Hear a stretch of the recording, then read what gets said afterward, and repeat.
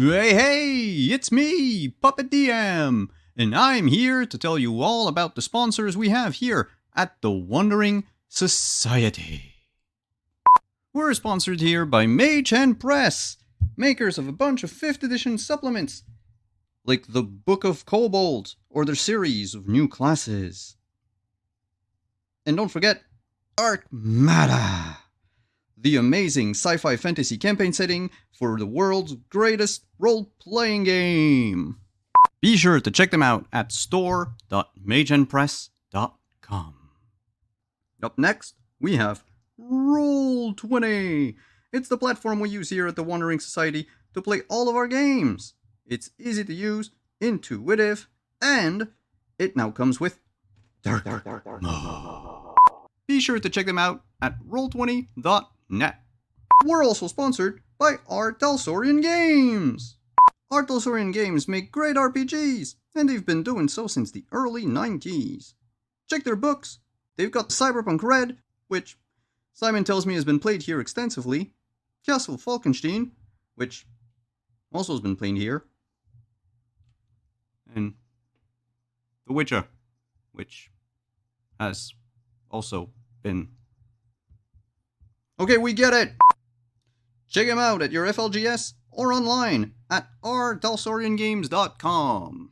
Have you ever wanted to wake up and smell the coffee? Well, now you can with this next sponsor, Found Familiar. Get yourself some damn good coffee at foundfamiliar.com and use the code on the screen to get 15% off. What do you mean I can't drink coffee? What the fuck is felt? And we couldn't end this segment without talking about our good friends at Die Hard Dice. That's right. As a Dice affiliate, we are proud to partner with Die Hard Dice to bring you only the best in shiny click-clacks. Click-clacks? What is...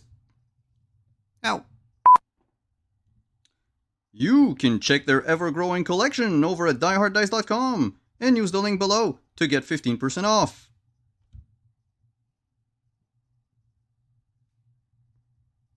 You're putting this all on me? I better get a cut.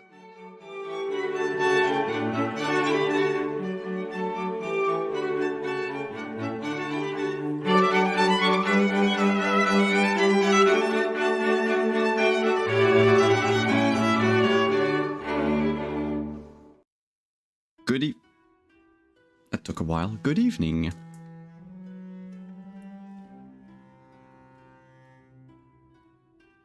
Violence. Kindreds are not accustomed to violence. Who among them can boast to have avoided it for centuries? The simple act of feeding is already one of violence. But that does not mean the undead shrink from violence completely. Their biggest fear is, as always, the beast. For the kindred who indulges in violence, the beast is never far from the surface. That may stave off the more aggressive tendencies of some for a time, especially in the few nights after their embrace, when they learn that things that they took for granted as humans carry far more risk in their new state. Still, to others, toying with the beast is their preferred pastime, and they have painted their existence in the crimson red that they so love to spill. I am Simon at Wandering DM, and I will be your storyteller for tonight. And now let's get on with our story, shall we?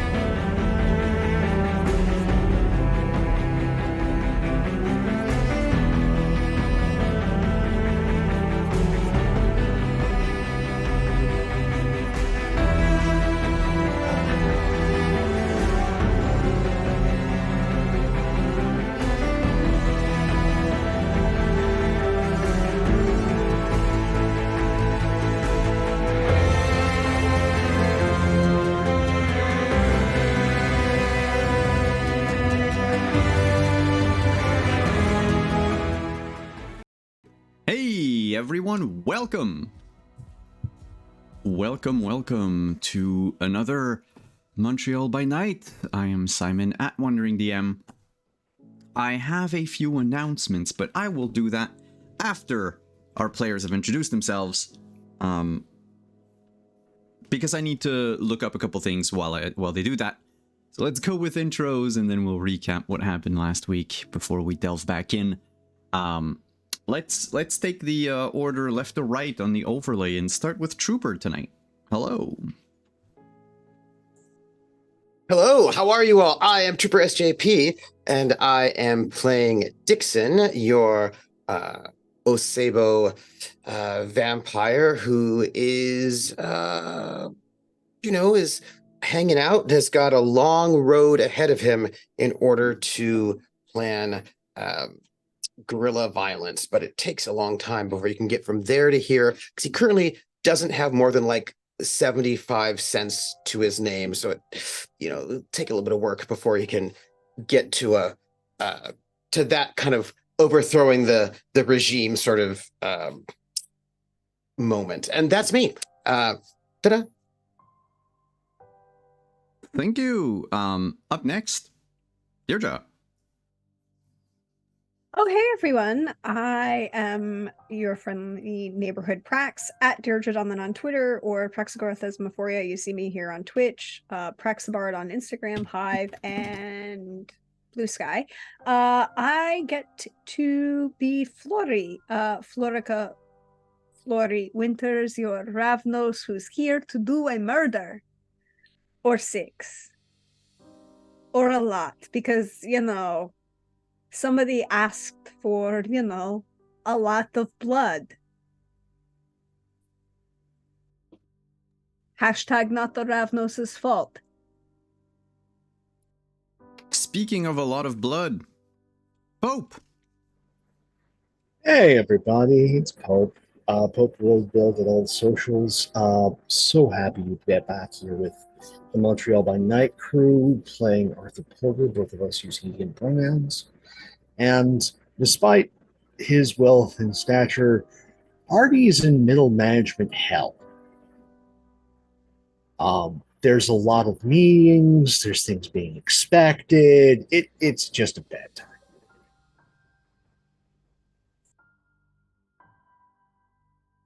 And as for me, before we dive back into the game, there are 2 little announcements that I would like to make. The first one is, and I'll repeat it at the end, but starting on this very Thursday, October 25th, our sponsors, Found Familiar, are releasing a special limited offer. I think it's a limited time offer, a limited run coffee that is dark chocolate cake and blackberry wine called Sanguine. So if you want to get your vampire and your coffee on, which I definitely will, check it out. You can still use my code, as far as I remember. It's gonna pop up over the course of the evening. Nightbot does that, but even if you don't use the code, the point is it looks like very tasty coffee, and it looks on point for the game that we're playing tonight.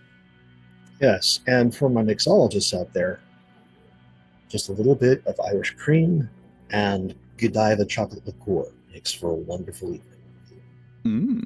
If you want to be even more traditional, instead of Godiva chocolate liqueur, go with Mozart.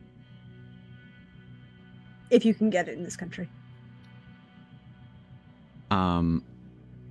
The other announcement, as you've seen up here on the overlay, the art of Dakota Curry, incredible artist. He's actually facing a little bit of a problem and is in need of a job stat. So if you have commissions, I know he opens them. He's been opening them regularly lately. But if you have anything, check out his profile and maybe hire him for some art. That'd be cool. That's it. That's all I have to say for now. as far as we were concerned last week, stuff happened. We ended the night of November 7th with Flory being on the hunt and looking for signs of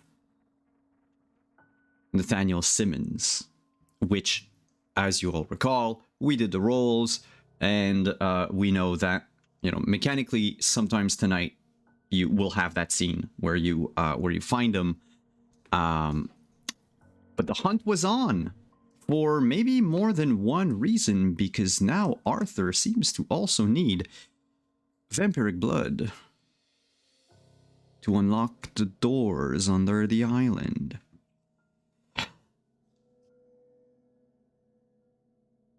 There was also a call from, or notes that were left, and Dixon had a chat with Simone, and noted the area, the places where the Anarchs can get in touch with them. And also, Artie sent a bunch of messages. If I remember correctly, you wanted to meet Valois on what will be tonight's night, basically. Yeah. And there's Caleb as well, right? an eventual sit down with Caleb. Those were the last two, and then he will eventually remember that there's anarchs in this town and probably need to talk with you. My last one is a question for Flory. Did you get a call from Melvin Crossman? Yes. Okay, so he's Yes, not in the right place in my notes. Yes, we had a call from Melvin. We chatted. We both agreed that it's possible Dixon may have lost the plot, as he's decided to go for king. We wish him luck in his political ambitions, but we're going to stay out of it. And that there are awkward numbers of archons running around. 3 is an awkward number. So more than 1 is an awkward number. Yeah. One is the loneliest number. So I feel like they don't want to be alone. They want to have, you know, they don't want to be lonely. No, I think they do. To paraphrase one of the classic westerns, there's 3 too many. Yep. Imagine if there were more than that in the city. That would be horrible. That said, You wouldn't dare. I would not dare. I would not dare. Try not to smile too much. But anyway, before we get on with our scenes, I think we'll start with the rendezvous with Valois tonight. But first, let's just get the upkeep out of the way. If you could all make your rouse check for the night. November the 8th. November the 8th. 2014. Do you remember the night of November the 8th, 2014? In game, it is 3 days away from the re-release of Skyrim. Because in the World of Darkness, Todd Howard releases the same game every 3 years. Which re-release is this one? I've lost track. All right, we've got 2 peckish vampires and 1 non-peckish vampire who probably has more on his plate to think about than eating at this point.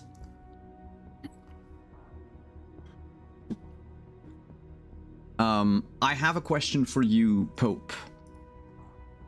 Because if I recall, you asked Caleb to meet. What? And you also said you wanted to meet Valois, but I didn't check if there was an... Like, did you want to meet Caleb first? Did you want to go to Valois first? And we'll arrange the time. It was more... The Valois meeting was more pressing. The Caleb meeting was, you'll find me. Oh, okay. Then, then yeah, when you awake, you already have a text message from Valois. It's not written in his like sort of texting pattern. Yeah. But it says basically his agenda was cleared for you tonight. I am going to definitely need a significant amount of his time, or this will be a very short conversation. It's going to go one way or the other. So might as well get that done quickly, as it's just like not even the normal like evening getting ready ritual. This is a okay. We're going to go and see Valois. I'm going to be going to the university campus. Okay, it's track pants and hoodie time. I have to ask, this is a vitally important question given certain demographics and where I live and what you're associating with. Is Audie wearing a guinea chain or not? No. Side note, it's Saturday night. In case, probably going to have people out and about in the town. Seems like we'll have like a lovely time with, gosh, No, all sorts of happy people. To paint Flory and the northeastern contingents a picture, it is the blue track pants with the Giants red racing stripe down the sides. The hoodie is that asphalt black, and yeah, just some Giants blue Chuck Taylors, and we're going to go see Valois, but we're also seeing other people this evening, and things aren't going great in the city. So taking the Charger out tonight. Okay. And you're not wearing a curb chain. Don't need to. That's the younger generation. I have no idea what a curb chain is. You can look one up. You can find it. Actually, I will put something in chat for everybody, and you can be astonished along with everyone else.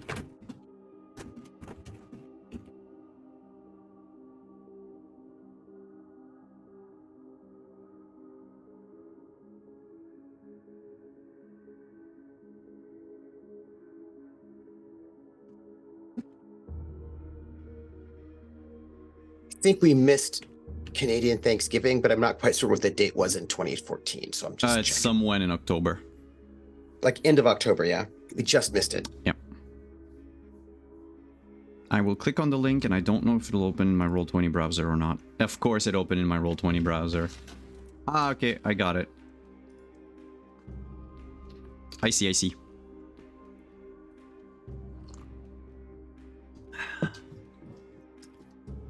Mr. Porter, you make your way to the University of Montreal campus. It's a rather cold evening tonight. Cloudless, starry sky, bright moon. The type of air that will chill kind to their bones even until, even until way after the sun rises the next morning. It's the type of evening when, despite there not being snow yet, you can already see your breath on the air. I mean, for those of us who breathe. There are a few people around your haven just taking, brisk walks outside. Probably reconsidering doing that the entire winter. So you make your way towards the university and go slowly up the mountain. You notice the last attempts at fixing the roads here and there. It feels like we're at the end of orange cone season. So they have a lot of they have a lot of newborns that tend to congregate around potholes. 5 per, basically blocking most of the way for rather small potholes, but that's how they huddle together for protection and warmth. It's a little annoying having to make all of those detours, but there's nothing that really prevents you from getting there. And the closer you get to the university campus, the less amount of Kine you see out.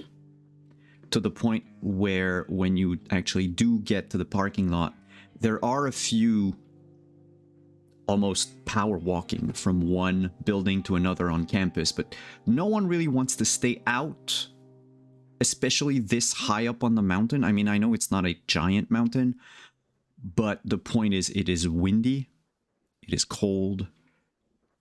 To them, if you don't have a reason to be outside, you should stay indoors. Which means there's not a whole lot of people there to appreciate your choice of clothing tonight. At least up until you enter the building where Valois has his office. And in fact, by the time you come in, there is one college student.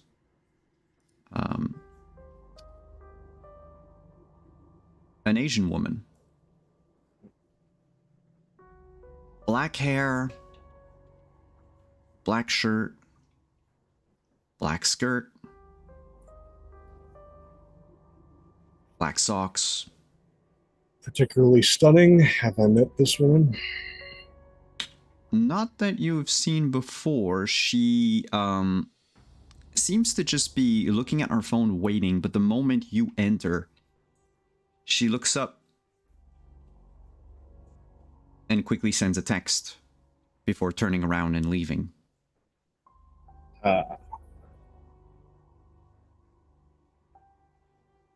It's one of his assistants. Got it. She did look kind of pale, though. Well, this is his territory. He's likely to know whoever the hell that was. And if he doesn't, well, it's a great icebreaker.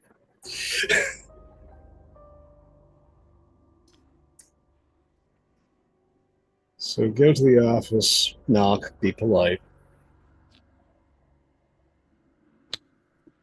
Valois will open the door himself.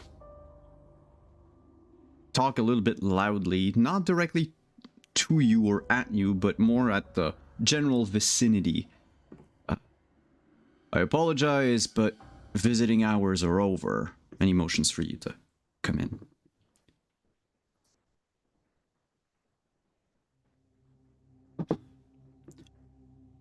Closes the door. Thank you for seeing me. I had the feeling that your message carried importance and attention. First, I'm going to have a quick question. Then I'm going to say something that's going to make you laugh. And then we'll talk business. So, past a pale student out there, one of yours, or is that somebody keeping tabs on everything? You've met Jade, I guess. All right. You should not have seen her.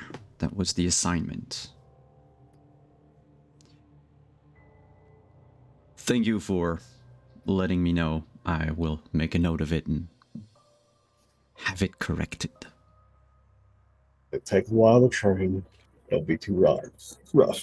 I So, don't think I will get tips on how to raise my child from you, Arthur. Congratulations and condolences.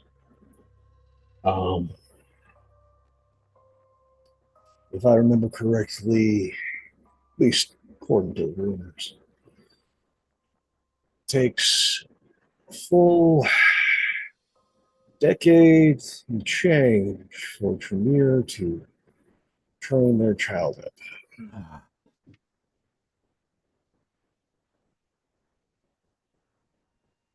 We'll see about that. I'm developing a crash course. Well, may she impress you and be a worthy citizen of our little neck of the woods. Now, to make you laugh, I'm coming to you for help. Help on things mystical. And you will be able to tell everybody that I did. That is indeed amusing. I guess there's more than one reason for me to laugh, but please have a seat. He motions you to go towards his desk. Yeah. My help does not come cheap, Arthur. I wasn't expecting it to, but considering the stakes and the lack of movement by those who, well, if they had a stronger moral character, they'd actually get up their asses, but I have never accused the tower of being moral. Oh, there's a lot at stake. And I know what's been asked of me, with the little support it's been asked. But it's a job that needs doing. And if it's going to be done right, I'm going to need your help. Because while I'm good and I'm informed, I don't know everything. And I have blind spots. I am not as practiced as you are.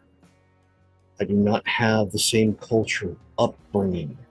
There could be things where I am going that are blatantly obvious to you that I wouldn't guess in 1,000 years. Please keep talking. Need to go downstairs. Need to go rummaging through the ashes. Find a couple of things. One, find what my sire's actually after. Notes on the right of Asako. She's actually going to try and attempt it.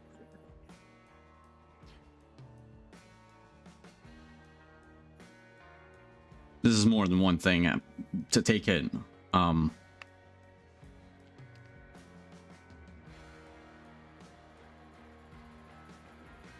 I figure I do not need to tell you that the right of Asaku is a myth. I take it's... If you were mentioning it in such seriousness, it probably means there's some truth to it, which there always is behind everything.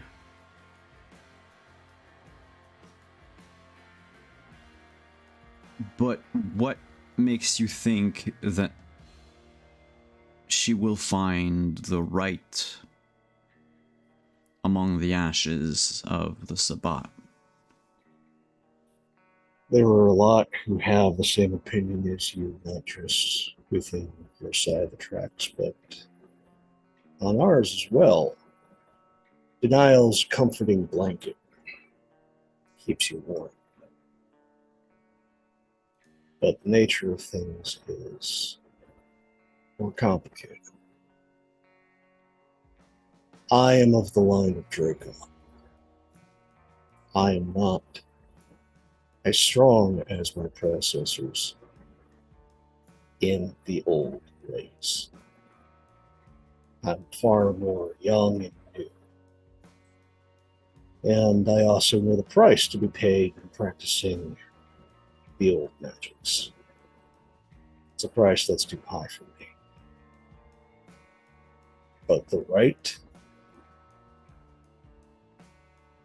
There's too many things that are overly convenient to make even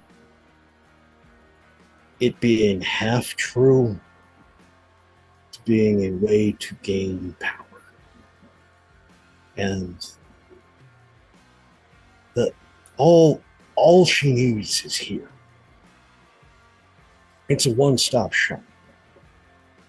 We've got the survivors downstairs that she can experiment on, those that are already far gone. And if they prove to be failures or too annoying, those are snacks. Like, it's great. You have a small but growing kindred base here. Childer is here to see if her abilities of being able to influence increase. It's all here. And on top of that, one of her old friends is also here. Somebody before the Convention of Thorns, somebody that they've made an agreement with to provide mutual aid. And if he's in town, it means she's in town. Both in town, an exchange is going to be made. And if she gets just the right pieces, she might not be able to pull off the entire right, but she'll make leaps and bounds. Trust me. And those leaps and bounds will be enough to cause everybody trouble, especially with all of you embracing their blood. It's more things that you can try to reach out, manipulate, or take a quick top up.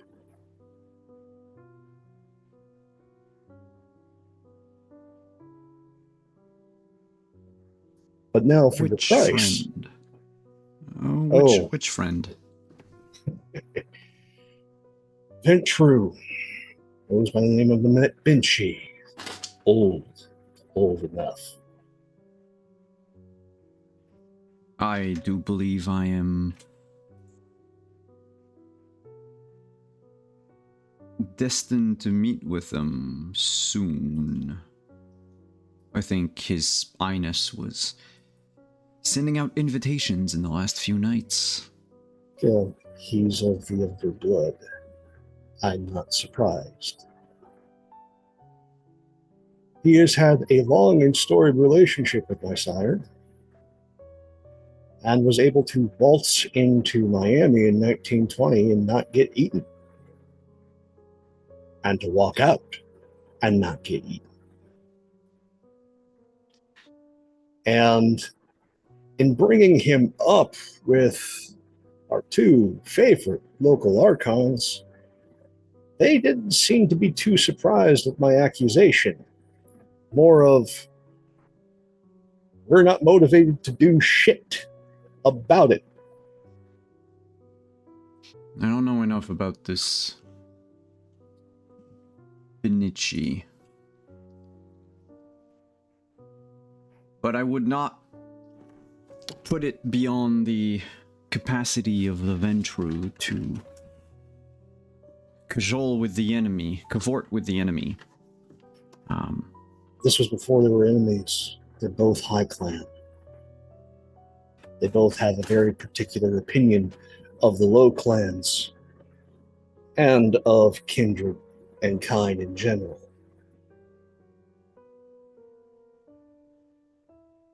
He didn't bat an eye meeting her when I was by her side. He's fine with the horrible. From what I've read, the Convention of Thorns took place in, 14? Now Simon needs to remember. It's 13 something. 1493. Yeah. 1493.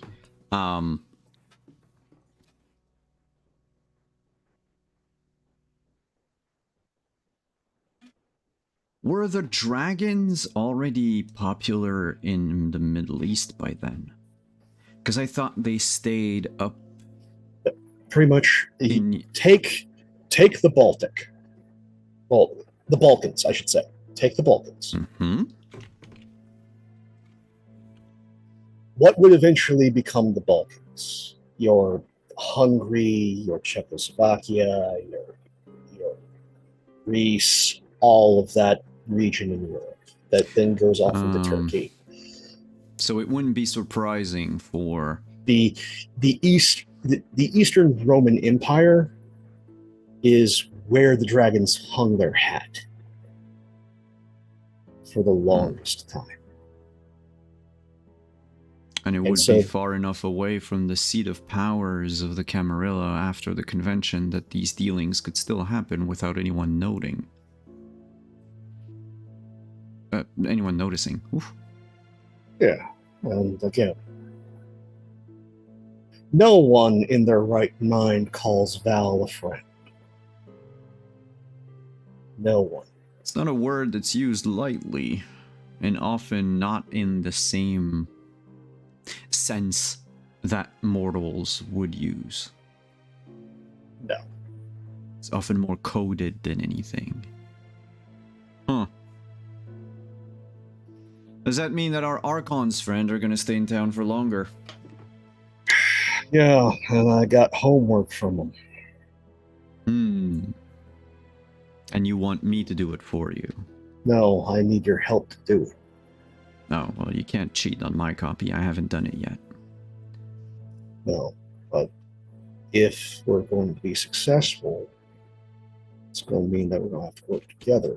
Because if I don't find what I need to find down there, there's going to be a Justicar show. The Archons are going to go crawling to Mom and cry. And while that might open up a bunch of real estate for y'all, I also know how it's going to disrupt a city, how long it will take to recover, and that there will be collateral damage should she show up.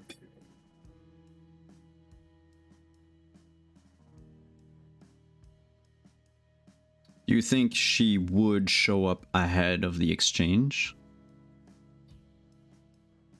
I don't know about that. I have only moderate faith in Tweedledee and Tweedledum to actually file off the report and to bring her quickly enough to the area. But there is a X factor that I don't know the value of. Paris is interested in Montreal. Otherwise, Prince Jr. wouldn't be here. It means there's something important downstairs. And if Paris feels it a threat that Val, let alone Benchy, is here, Paris may speed things up.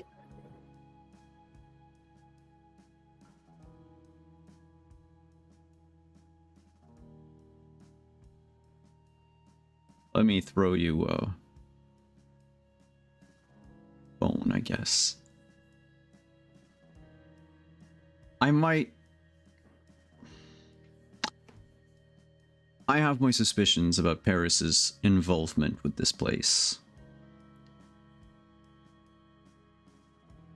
It's been in the works apparently for a while. As far as I know, VtM would just be coming down here to admire the colony. Change what he wants to have change and correct whatever he thinks Hilkers is not doing correctly, which probably means the final death of many around here. It's more than that. I'm telling my bones. Leon is still up and kicking. You don't think he hears the call already? He If most he's certainly coming here, does. it's because here has something that keeps the call at bay. Is that And what if there you is such a think? thing, it's downstairs. I'm pretty sure that's what Benchy's interested in. Val's going to beat it another way by becoming one with the hung. Everyone thinks the magical answer to their mysterious disease is under our feet then. I can't necessarily say they're wrong. I also can't say they're right. I just know that there's stuff down there that is of value to them. There is also your payment, Belwa. You get to have a guided tour. Of a temple I've already walked the halls of? I don't think you got to the most secret of places. There were places that were restricted.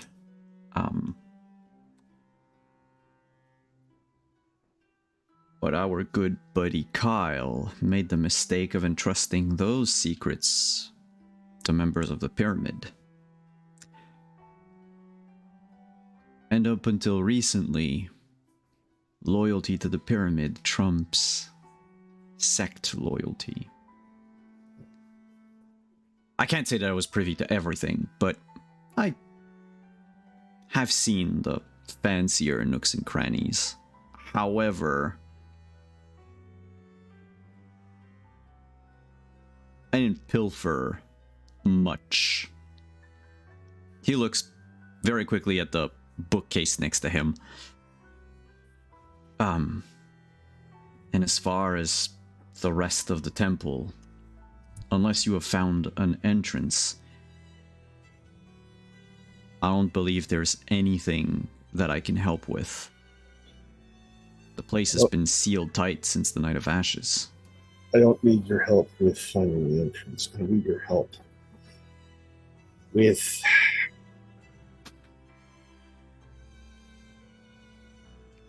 dealing with threats that I only know of one way of dealing with. I know how some of those locks work. I know the price that has to be paid to open them. I'd rather not pay that price too many times if there's a way to circumvent it.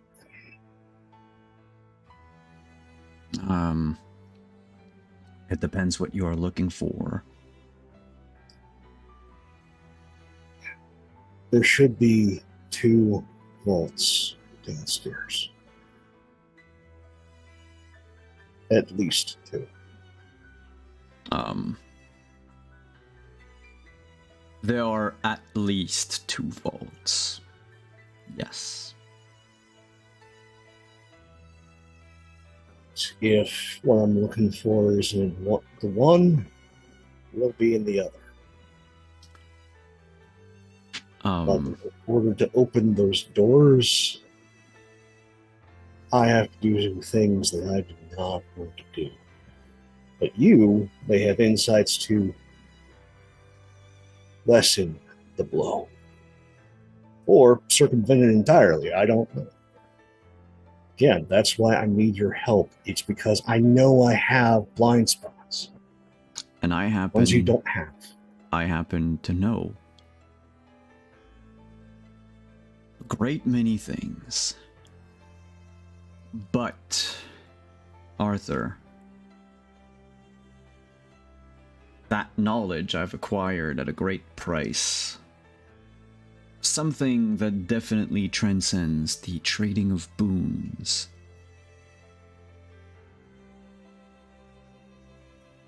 What do you have to offer? What kind of sacrifice are you willing to take to get those answers? I'm taking a lot here, but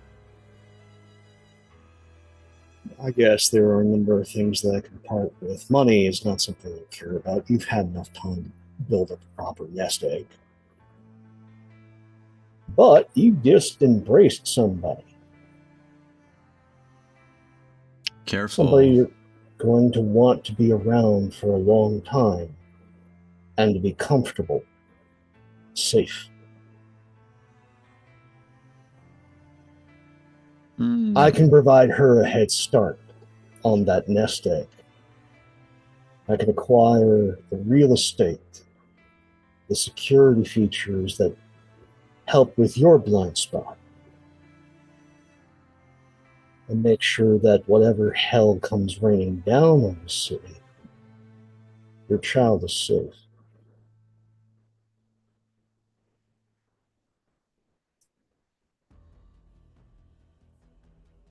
That's a good start.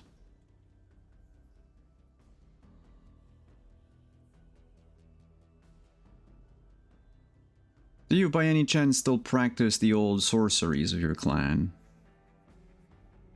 I'm familiar with them, but I also know that when you start practicing those old arts, other things start looking at you. Well, she'll have your protection.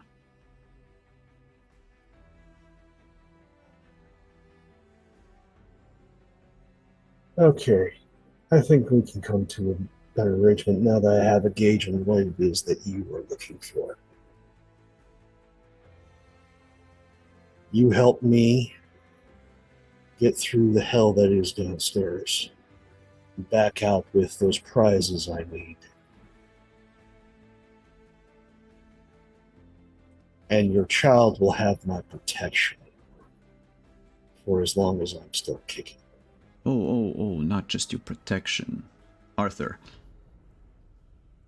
I want you to be, to use such ridiculous terms, I want you to be Jade's godfather. Funny. You will teach her everything you know about Kuldunic sorcery. You'll see my pupil is very talented. She's an eager learner. And I would like for her to be able to cover even my blind spots. Well,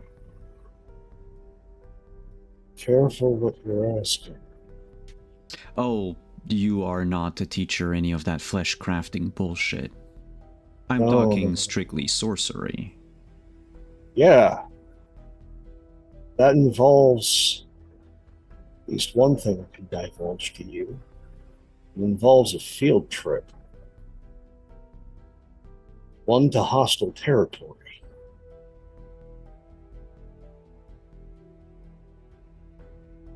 What is learning without risk, if not boring? If she really is as talented as I think she is, she'll survive. Otherwise, you fulfill your end of the bargain. But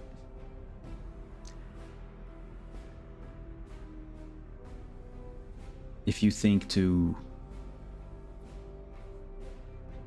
commit any foul play, know that I will know. I am not going to harm your child. That is beneath me.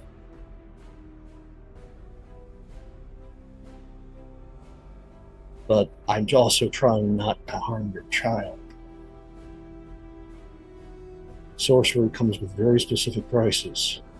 There's a reason I do not conjure the flame. There's a reason I do not call upon the water. There is a reason the earth does not merge with my feet. There is a reason the air blows and I do not think about directing it. But you have the know-how, and that's what I'm interested in.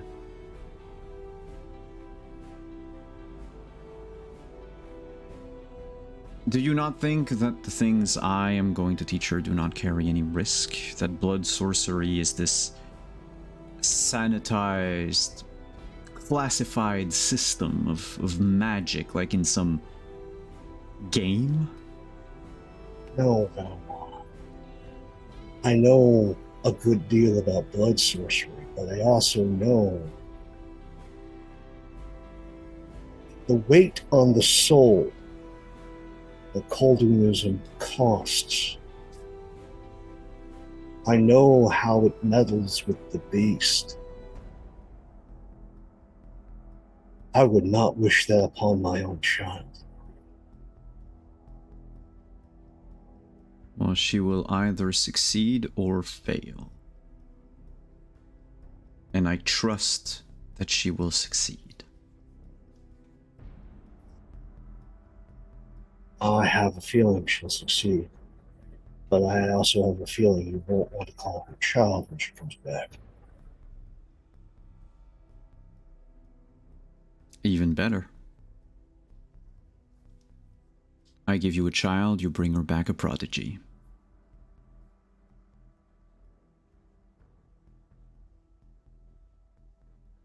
You hold tight to that warm blanket. But we have an agreement. We do. I have some knowledge that I can part with immediately. That might both whet your appetite, also maybe give you some more homework.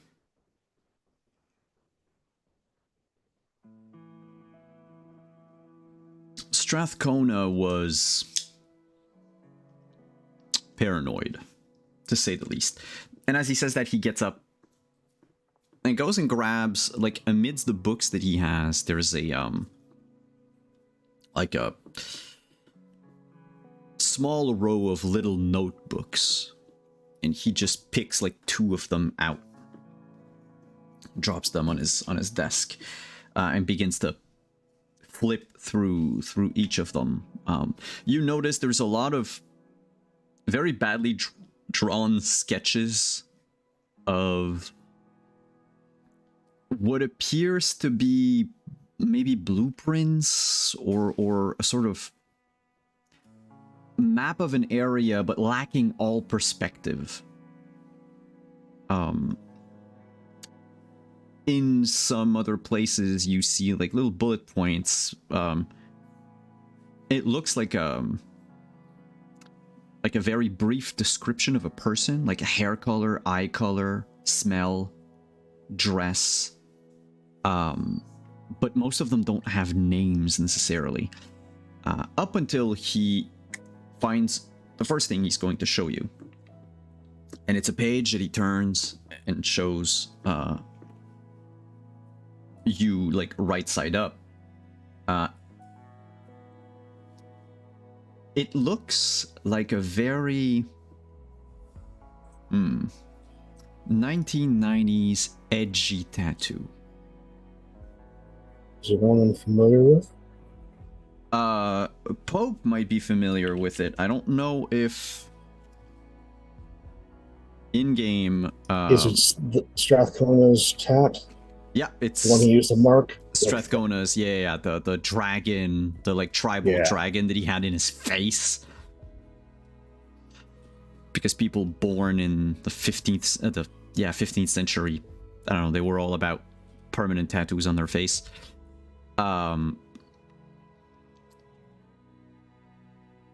That brand, the design is laughable. The brand itself is needed to open certain doors. Does the individual need to still be, quote unquote, alive? The individual needs to be branded to open the doors. However, there needs to be a certain amount of care to be taken.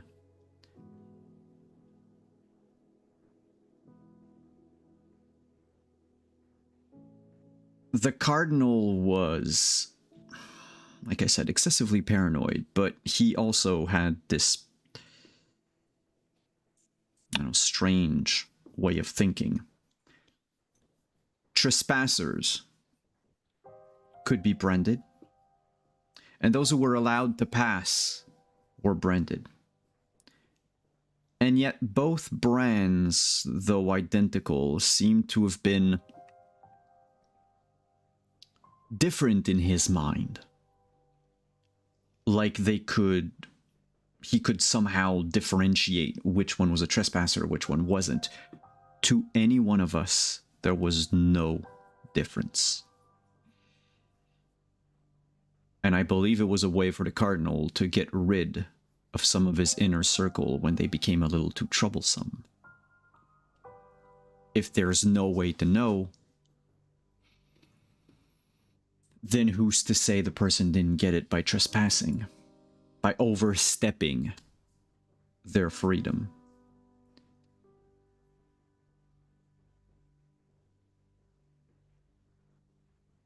All you need to do is to trespass in an area that you shouldn't find yourself into, and you should get the brand for free. Thankfully, it doesn't necessarily appear on the face. I have seen it on various parts of the body. There doesn't seem to be...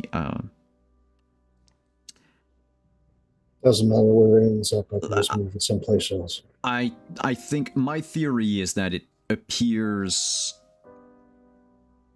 on the first limb. Let's assume that it is a threshold that is warded.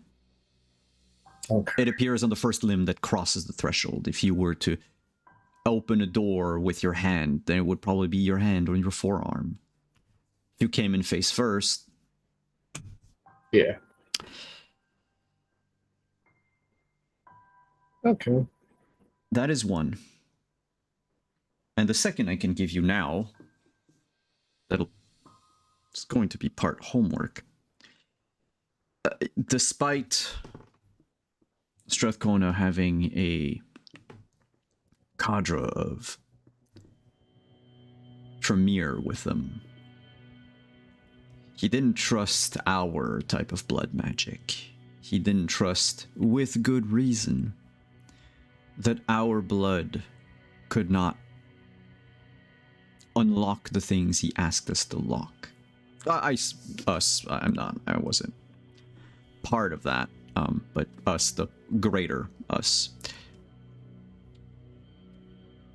And so all of the blood sorcery rituals, and this is something I learned through a lot of effort and sacrifices. Please don't squander it. The rituals and everything involved only his blood. Apparently, if you do things right, any Ventru blood will do.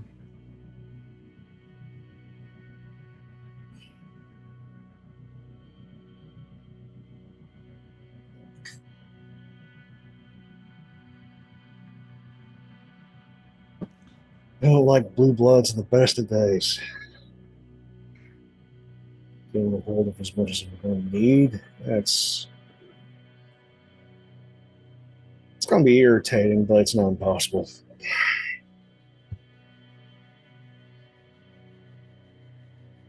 Of course, the bastard will do something like that. Mm-hmm. Now, I don't know which places he warded with what. When I was given the tour, let's just say I had a special pass.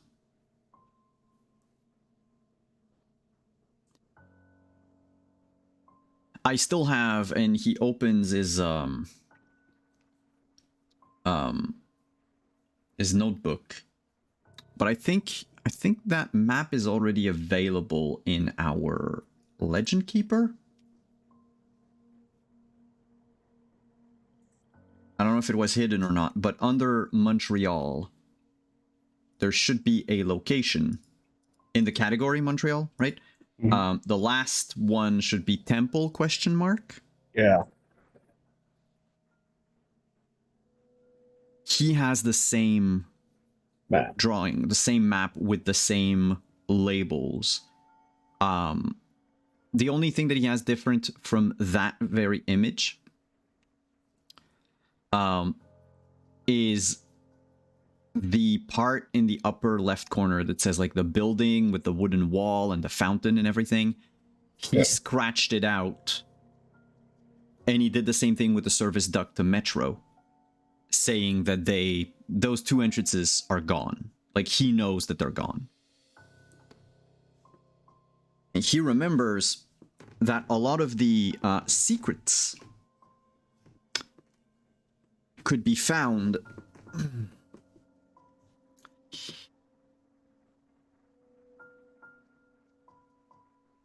beyond the mausoleum. There was an almost identical room. That would be if you followed like the inscription that says crypts at the very bottom of the image. So somewhere beyond there, he saw the room, saw that it was kind of the same thing, you know, six columns, all made out of screaming people and flesh and stuff, and stone.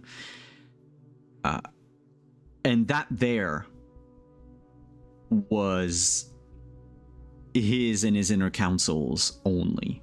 Even Valois never got there. Like, he passed by, saw it because the doors were open, could never see exactly what it was.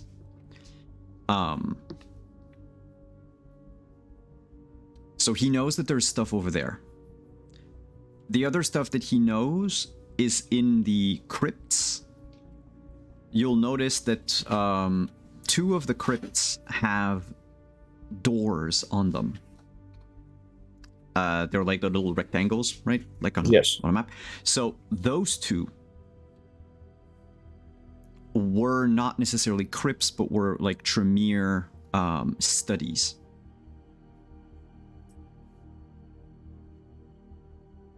Anything you might be interested in might be in those crypts.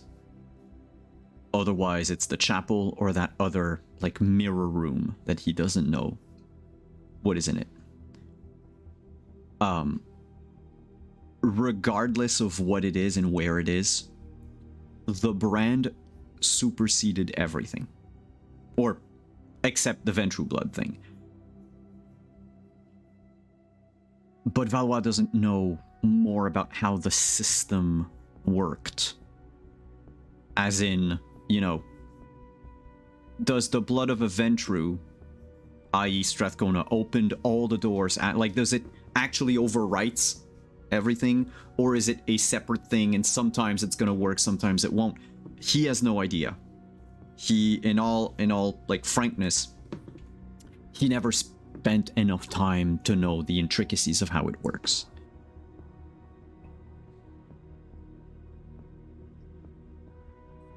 Two things. One, did you see the garden? Beyond the dice? Yeah. Yes. It used to be a kind of an alcove, if you will.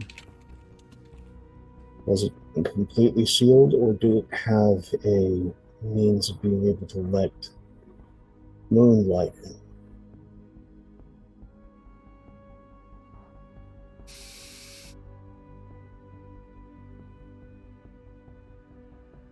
I do not recall there being moonlight. Why? Certain narcotics that are used within the sword Or specifically under moonlight. You cool the plant, give it just enough of that faintest of sunlight. That reflected. Good stuff. Great at making ghouls more pliant. Or other individuals. There might have been other places. From what I remember, the garden was the lair of a group of expats from Los Angeles.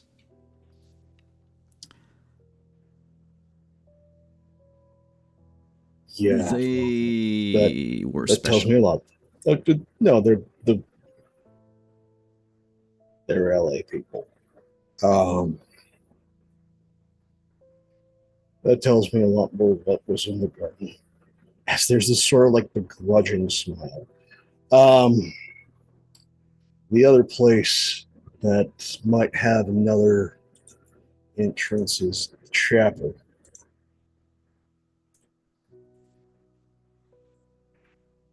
Did you see any sort of vents above or at an angle from the statue of Cain?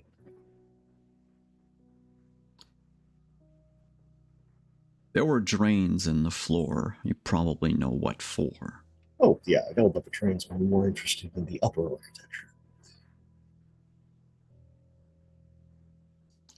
Not really. Ventilation was not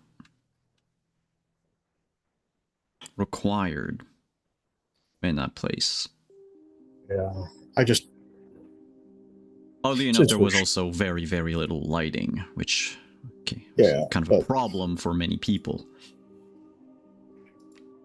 So, again, sometimes in the older cathedrals, depending on where you are in the world, there's ways to let light in. There's also, for better acoustics for the screams, you need to have, places where they can reverberate. So, the entire place was the brainchild of one Francois Dumas that Strathcona had kidnapped from the court in France. No accounting for taste. Well, I have no idea what madness led as far as I was concerned, Camarilla Toreador to build such a hideous place, such a twisted labyrinth. There were clearly inspirations from the cathedrals in Eastern Europe, but it was different. There was, I guess, in your eyes, I could say, imagine if a Ventru attempted Tsimichi architecture. So he missed all the finer details and just looked at the shinies. Got it. That does describe it, yeah. I should have led with that. Yeah, you can. Doesn't matter what sect, Ventru is going to be a Ventru. Okay, so the more family-friendly alternate points of entry are not going to be there because you didn't see the point.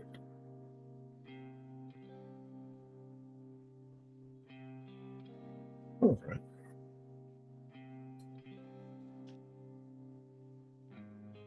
That's good. I'm going to need an unfortunate amount of blue blood. Any particular traps I should be aware of, given your family and knowing that there's two crypts there, libraries? or I should say repositories.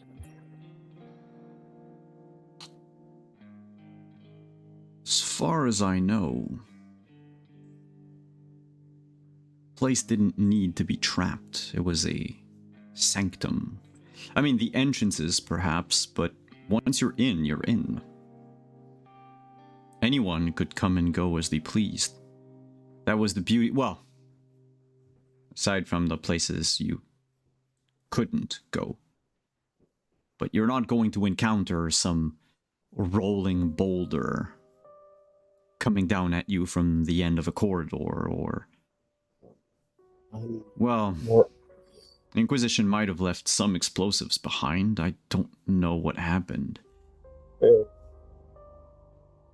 There's definitely a chance for explosives, but then also, again, curses are a terrible thing, and I don't like them.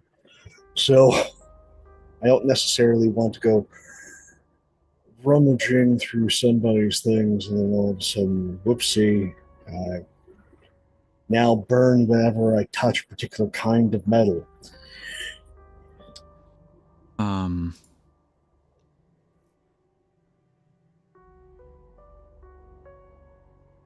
Except you're going to go in wanting to touch all the things that might be trapped. Other things. Just some of the things.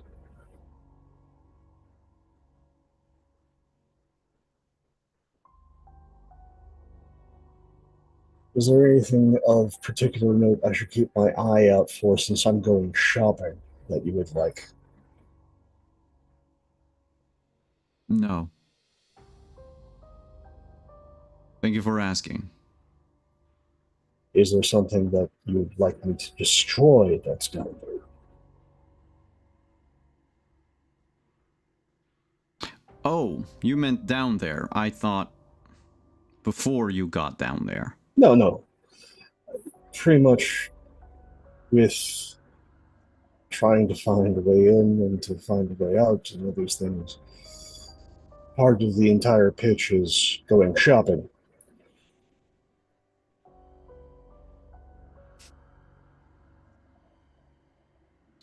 I would really like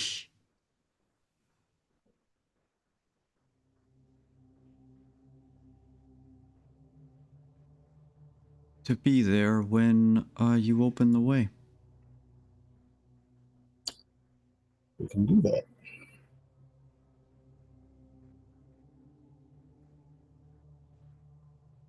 Just keep in mind, you're there. You're in the splash zone. Oh, I will keep a safe distance. I just want to, if they still exist, pick up a few things that belong to the family. And that should remain in the family. I doubt your family is interested in Nodist lore, so sure, have at.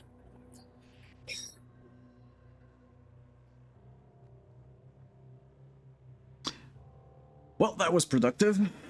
He closes his notebooks, puts them back on the shelf. Since I am going to now have a goddaughter,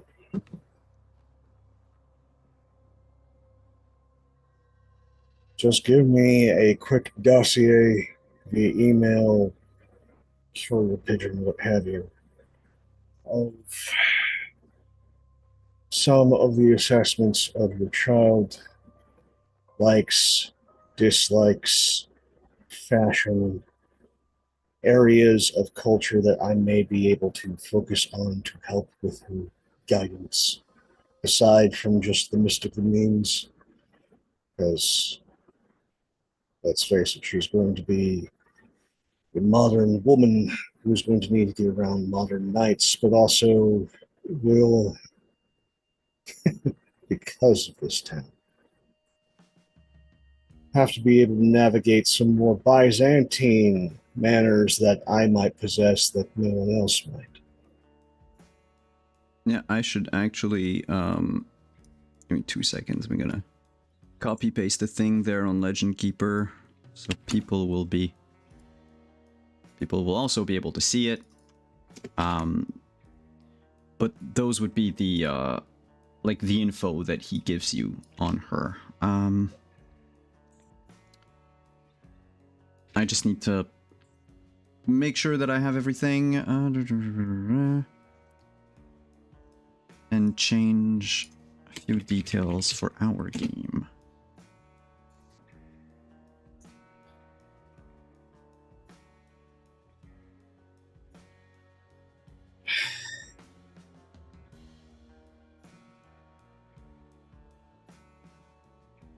I'm guessing those are her drinking boots, now looking at the picture.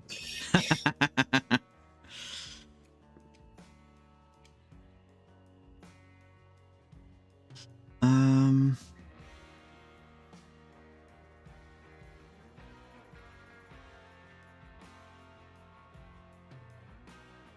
Okay, so this I can post.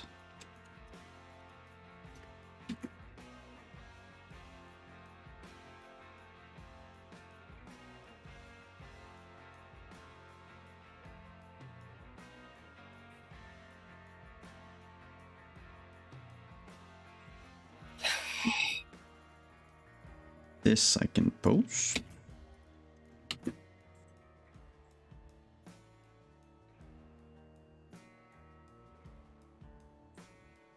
Life or any more predictable hurt me.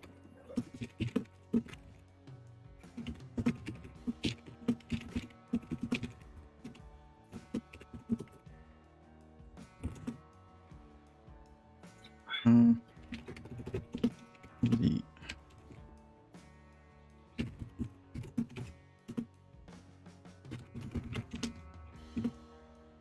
shit, it's resonance, and what's the other thing though that you can have with the blood?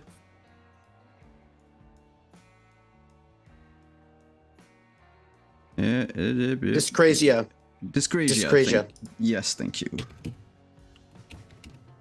Dyscrasia.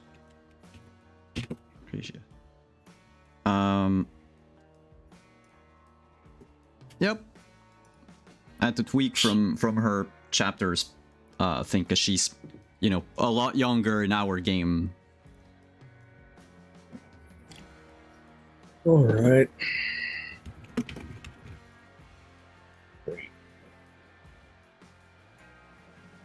And I will post the link again in chat. She can be found under the Camarilla vampires. I will forward a pass to the green for her. We will eventually need to meet. Might as well be in a place that is in less contentious territory. Well, I still need her here for about a week, so... It'll be after my escapade. But she's going to need to learn culture. She's going to learn the old magics. She's going to need to learn the culture.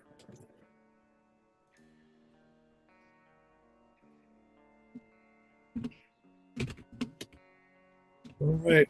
Well, you have a good evening, Val. Got a lot more digging to do before we start with the field trip. Good luck. Thanks. He's just gonna motion to the door. Yeah. Which opens. Of course it does. I'm just gonna keep my eye peeled for Jade. She's the one who opened the door from outside.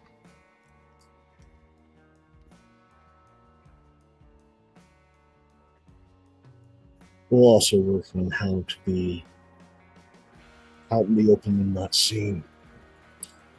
Have a good night, Jade. Have a good night, sir. You can call me Arby. And she goes inside the office, closes the door as you leave. And we're going to cut there and move to... let's go with Flory first. You have sent out your feelers last night, but the whereabouts of one Nathaniel Simmons, as you awake tonight,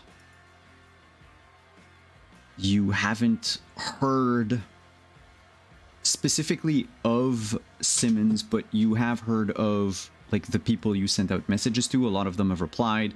They're going to keep an eye out. They're going to look around. But I wanted to know, what's on the docket for Flory until between now and finding Simmons? She sent the message to Malin not to get involved because this is not. Mm-hmm. Also to be on the lookout because apparently there'll be a lot more shitheads running around, and if you see anybody that hasn't been previously approved, feel free to have the bouncers bounce their ass. And if they give you trouble, make a note and I'll deal with it. Actually, just give me a list of everybody who's been a shithead in the last 6 weeks. Yeah, she can do that.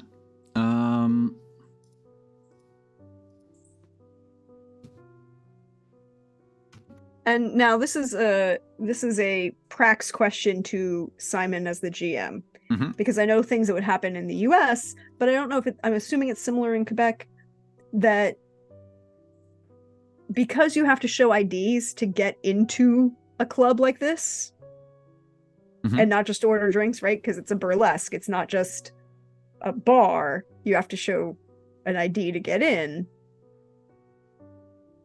If you get bounced, they have a copy of your ID, and that's how you get permit banned from not just that club, but from others, depending on the reasons you got bounced. From the clubs that I know here, they don't like take a copy of your ID, and they don't take it with them. No, they don't have to do that anymore. See, now it's all on the back of the actual driver's license that you show.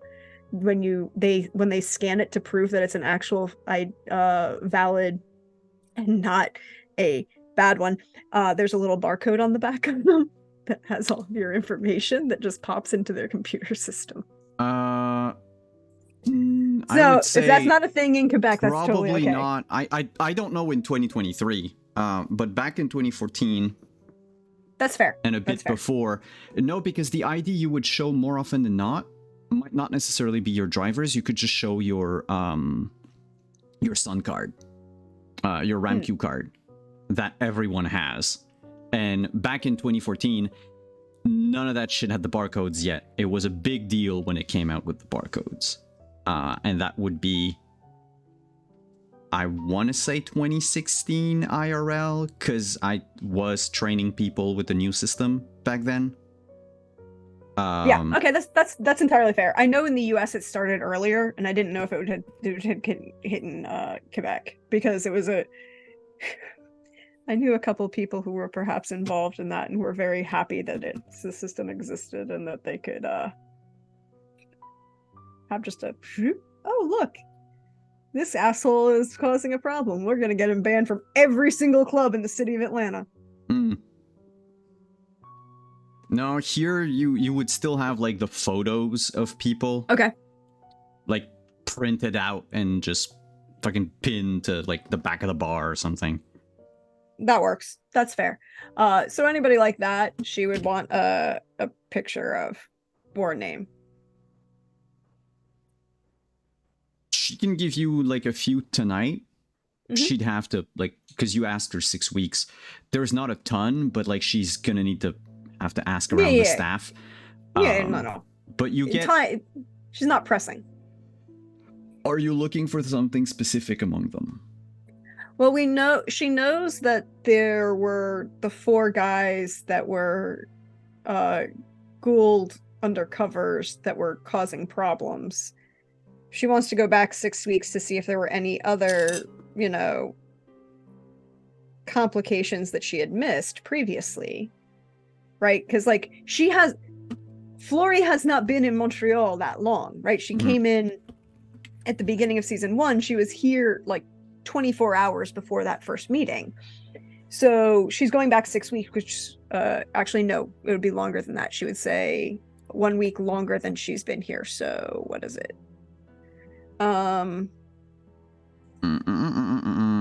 We were in August, I believe, when we started. No, the first week of September. First week, okay, yeah, first week of September. So she would say, go back to August 1st. She would say, go back to August 1st. Everybody who was a shithead, because then it was like, that way she can go through and see if there were any other agents of Mehmet's or anyone else's that she may have missed. And then if there are, that gets added to the pile of people that are going to get delivered to Artie. And general shitheads, she might just start putting up on, like, a blog online of, these were misogynistic assholes who were bothering the dancers and they should not, don't buy them, watch out because they drink roofies or whatever. Like, she'd start, one of those, kind of blogs for, like, the kind that were problems. Mm-hmm. But she wants to sort through, and going back to that, month before she would have gotten there, she can kind of filter out anybody that may have been missed. Because nobody knew that she was coming except for Artie.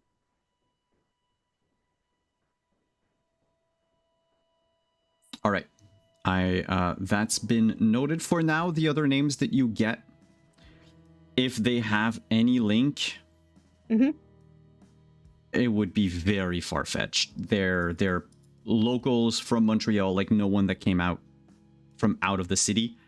And they're people that, had come to the bar a couple of times before, and things eventually escalated where, like, they tried to touch one of the dancers, the dancers, and that's where they were thrown out. But, like, they had been there before. They were, the kind of people that were like, well, I've tipped well, I came a couple of times, I'm a regular, I'm allowed to do shit.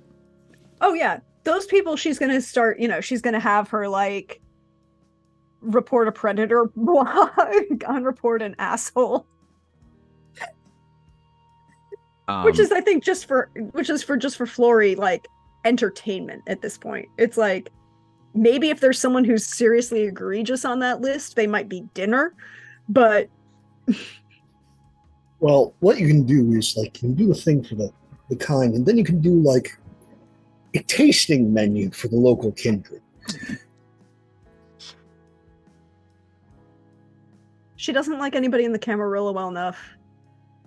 Except maybe Caleb, actually. Well, tasting menu for the Anarchs. She might send it to the Anarchs and a couple other people. Besides, that kind of asshole blood gives them powers, obviously. Exactly. I think she'd be like, here, Caleb, here's the tasting menu.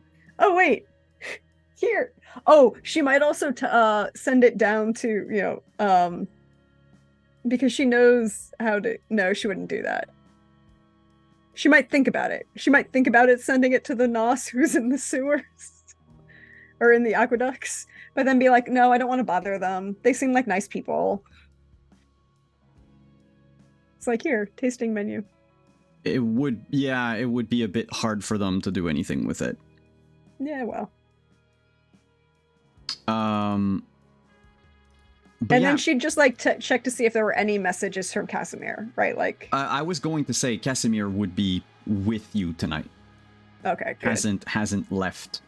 He's just going to wake a little after you because of how age and humanity works. Yes.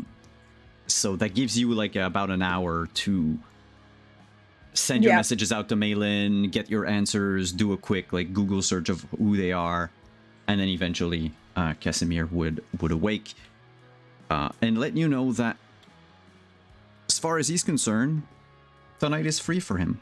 He's been going around a lot, and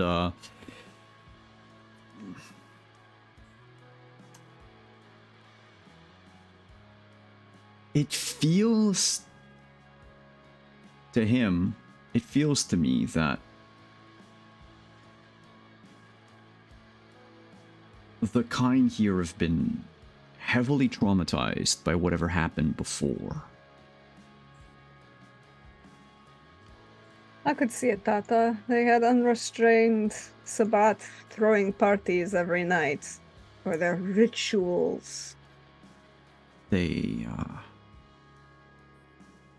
I have gotten a better reception in worse places.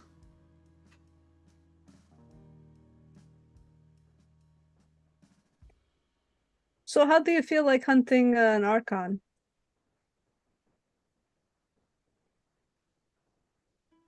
I would try to avoid the cops if needed. Why is he going after you? Caleb is willing to pay for a dog to get put down.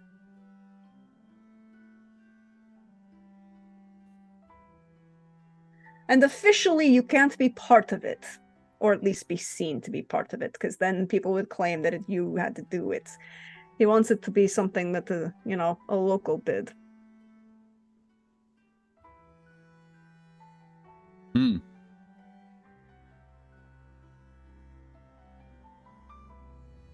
I mean, I have ways of not being identified, especially if there are no witnesses. I don't like witnesses, but we're supposed to leave it public. It's the one thing that I'm not 100% on. I don't like to leave a mess. He wants it public for the kind to see. That would be strange of a sheriff to ask. No, not the kind. Kindred. Oh, so not that public. No. But you know me, I don't like a mess. Leftovers at the table, it's always such a hassle.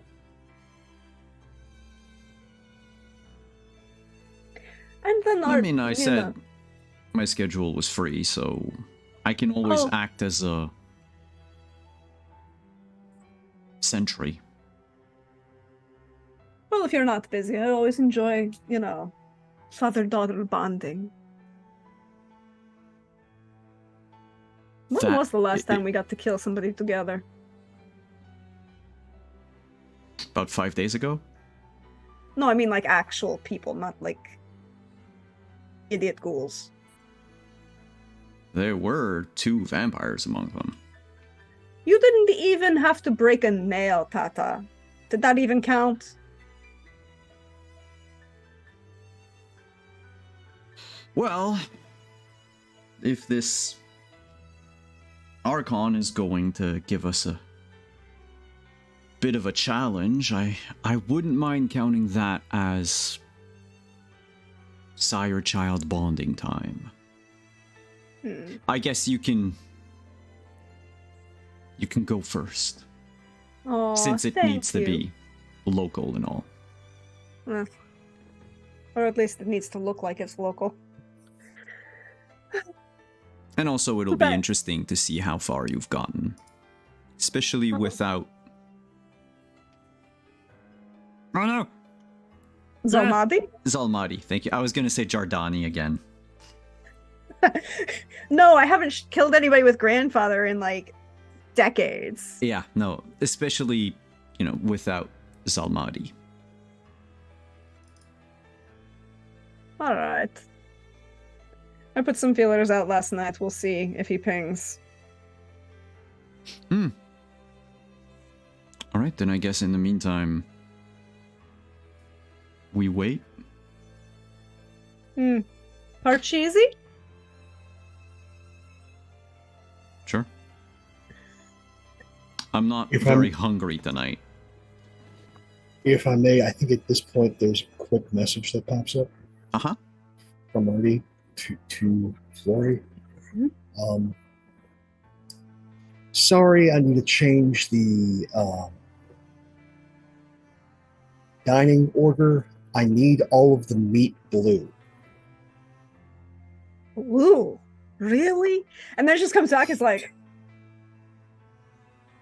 if you want your things uncooked, we can fix that. Oh, you mean the assholes. That we can do.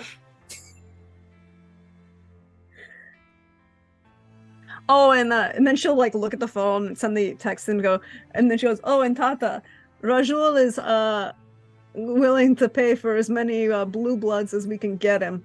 He wants to go break a bunch of locks in the Sabat's library. How many of them are in town? Mehmet, the prince, the child of the Prince of Vancouver, couple others, I think. I don't know your associate that well, but I doubt he wants you to kidnap the prince. Probably not. He usually doesn't ask me to do stupid things. And I get the feeling that Benici will also be out of reach.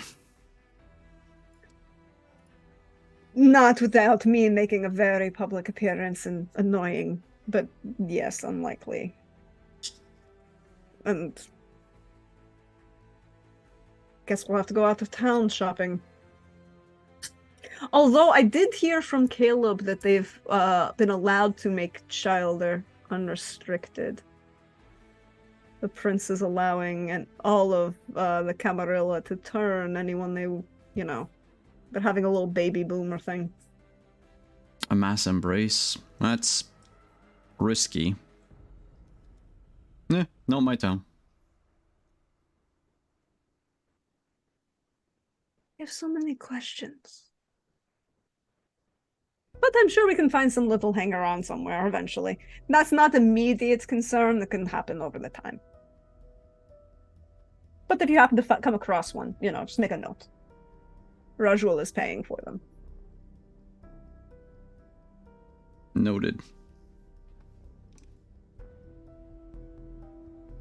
So, Parcheesi. And that's... And she's... Yep. She starts pulling out. She just starts pulling out all of the handguns and going through which ones do you want? Because they don't play Parcheesi. They play a bunch of other games, but in this case, it's about weaponry. We will fade to black on that. Cut the break. And when we come back, Dixon. Good for y'all? Awesome. Mm-hmm. See you in a few minutes, everyone.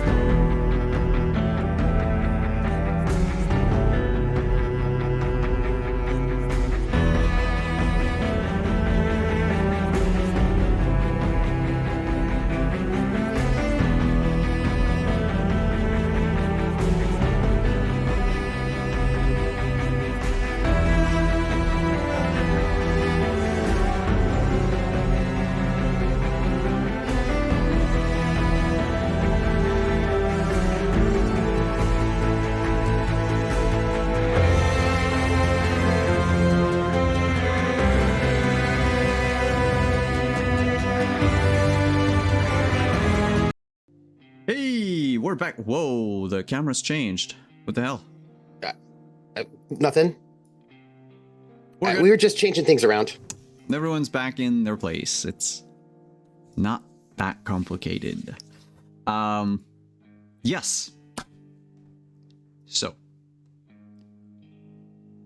we last left off Flory and Casimir as they were choosing their tools for the night. And we'll move to Dixon. What is on the docket for Dixon tonight? Mostly walking. He has to. He's going to go and make his way from his haven to Montreal North. That's about a 5-hour walk. Mm-hmm. He wakes up late, of course. On the way, he's going to feed. He's going to. It was a thing he hasn't been doing, but now that his humanity is much lower, he's going to keep a couple of passives up, a couple of free passives up, basically at all times now. He didn't used to do that, but now he will. He'll be keeping his, also because of the things that happened last night, he'll be keeping rapid reflexes, which allows him to dodge bullets up, and also Ancestor's Vigilance, to be able to sort of see supernaturally hidden things. Both of those are free passives, and he'll have those up now because life's a bit difficult. So he's going to take the 5-hour walk to Montreal Nord, feed along the way. He's also going to sort of do his sort of collect his dead drops, check his dead drop messages. And when he gets to Montreal Nord, he probably has about an hour or so before he's to start walking back. And in that hour, he's going to scope around for a new domain. It's like part of the process of looking for a place will be an appropriate domain. He's looking for probably a... Yeah, what is it you're looking for? Well, I can say, but we're not going to be able to build it by the time over the length of the campaign. But he's going to start small. He's going to look for these things. I don't think he's going to be able to find anything appropriate. So he's going to sort of scope. He's looking for probably an apartment building that he can sort of take over. Are you looking for a place that's abandoned or that's currently occupied? No, currently occupied. That he's going to because a domain has people in it, right? So he's going to be looking for an apartment building that he can come to control, and he can sort of start building into one of his domains. How? And also, out of curiosity, how big are you talking about when you say an apartment complex? Well, it's because there are, so especially in Montreal Nord, you get to a point where you have I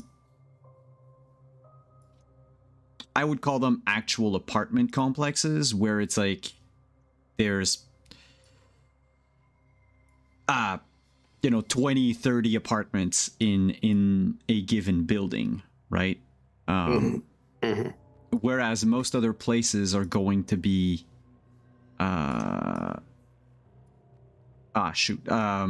like double triplexes or something like that. Like you get like a 6 to maybe 8 units. Those are more common.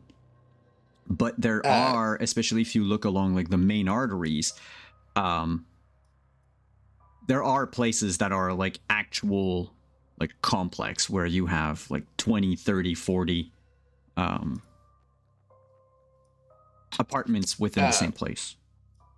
Yeah, so I mean, I'm looking at basically one dot in Chassé, which is one city block, one suburban gated community. So that's the 1 dot size worth of a Chassé. So we're talking something that has like 40, 60. Okay. So so he's going to scope, right? Yeah. And then he's going to walk back, take the 5-hour walk back, stop off at the warehouse to see whether or not his package has been delivered by Nina. and then go to bed, because at that point in time, the sun will be up. Like it'll be about the time that the sun will be about time to go up. Yeah.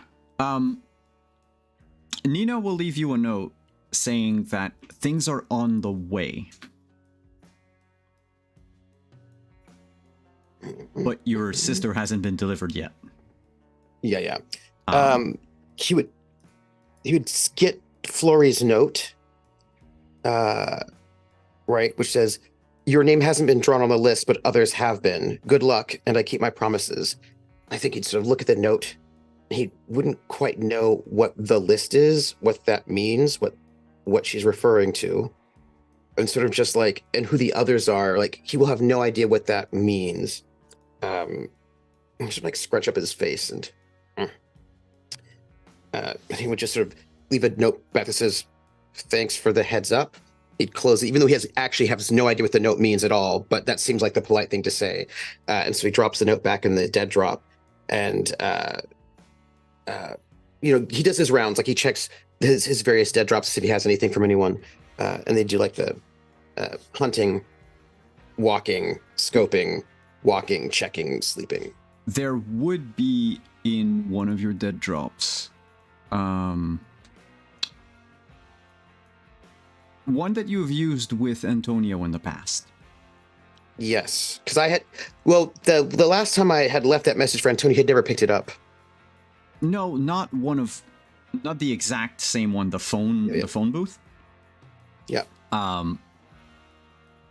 I mean, when you say you go through your dead drops, you go through only those like 2 new dead drops, or do you go to? No, the whole cycle. Whole system. Yeah. Okay. Yeah.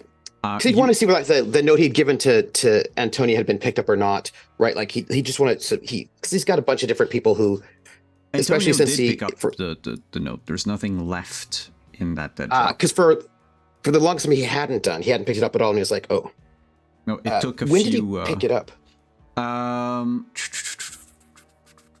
Well, exactly you can't really know because it happened in between, the last time you left a message there, which was on nope. It was a while ago. But he checks his dead drops, every couple of days, but on an erratic schedule, so he can't be ambushed. Yeah, so on October 24th, you left a note. Antonio replied. No, he'd replied not to that note. We crossed.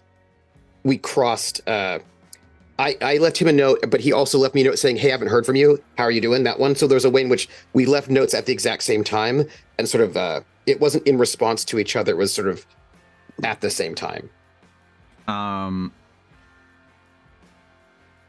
Which was like, hair comb and watch fob. Yeah, that was on October 24th, by the way. And then, I checked back a little bit later, and the note was still there.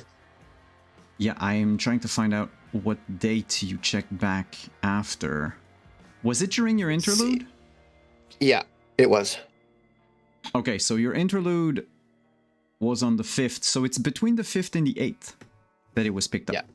There is, in one of the other dead drops, a note from Melvin. Found what you were looking for. We gotta talk. Notes it. And notes it. Thinks about it. And keeps that note, keeps that information sort of in his mind. Note from Nina, Melvin, and Florrie. By the way, when he dropped that note for Nina asking her, thanking her for babysitting, he asked if there was anything that she wanted from him. Did she have a request? Not in the last note that she left. Okay. Yeah. So I think he would just hunt, scope, and then head back. All right. As far as the hunt is concerned, we still need to check that Yeah. out. Yep. It is What kind of Alley place are Cat you Brawl looking Strength. for? Yeah, but what kind of place are you looking for? A crappy place. Because this is violence, which means you've got to make it look like a robbery. So, you know, a bad, but not Montreal Nord. And ideally in that sort of no man's land, that's certainly not in our territory, because that would be rude. In that case, the best you could do would be a difficulty 3. Okay. Because to lower it down to a difficulty 2, you would need to go out of your way to go there, which might not give you enough time to scope out Montreal Nord. Yeah. Let's see. Let's see. Difficulty 3. I don't find anyone. So Not unless you okay, want to burn look, I some still- willpower. no. If there's like nobody there, then I will just sort of stay hungry. Because you don't want to because I feel like for me, burning willpower means like spending more time doing it, and he doesn't have the time. You would literally be like, no, I'm not coming out of this without a meal. Yeah. Type of thing. Yeah, so I don't think he would spend the extra time. He would wait a bit to see if there's a good victim, and with nobody nobody alone, right? Nobody who would make a good victim who... Those that you find, unfortunately, seem to also be under the influence of substances, which means you would end up under the same influences. Yeah. So I think it's like there's a bit of stalking, like a bit of waiting in the shadows for someone who might be alone, appropriate, you could sort of snag, and there's nobody who presents. And after waiting enough time, he's like, well, I've got work to do. And he would sort of head up into Montreal Nord. He'd sort of stay, all bundled up and sort of see if he can find a place that might be a good candidate. But he only has about an hour or so before he has to head back. And so after looking about for an hour, not finding anything useful, he's going to head the 5 hours back to his haven. And then he'll go to sleep, because then the sun will be coming up. For those keeping track at home, we checked, Trooper and I, and there's enough time. There's enough nighttime in November to do that. In November. Yeah. Which is why he's looking now, because once we start getting more daylight, he will not be able to walk back and forth in time. By the time we hit February, you won't. But the nights go all the way to something like 14 hours on the winter solstice. But could you, on your way back home, would you mind rolling a single d10 for me, please? Sure. Just the one.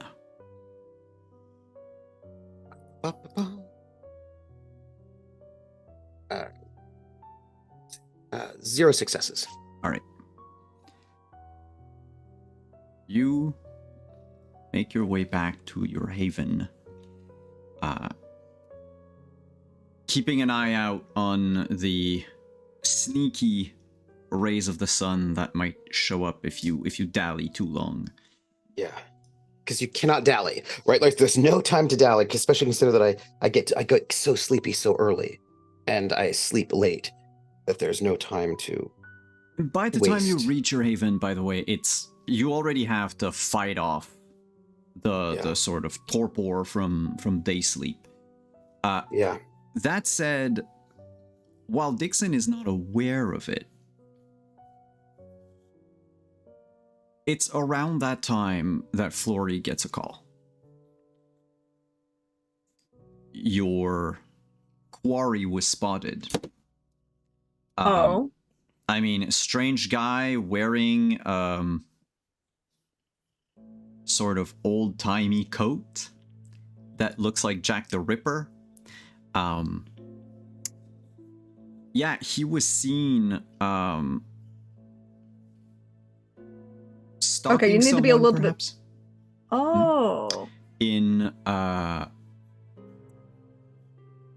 Montreal North.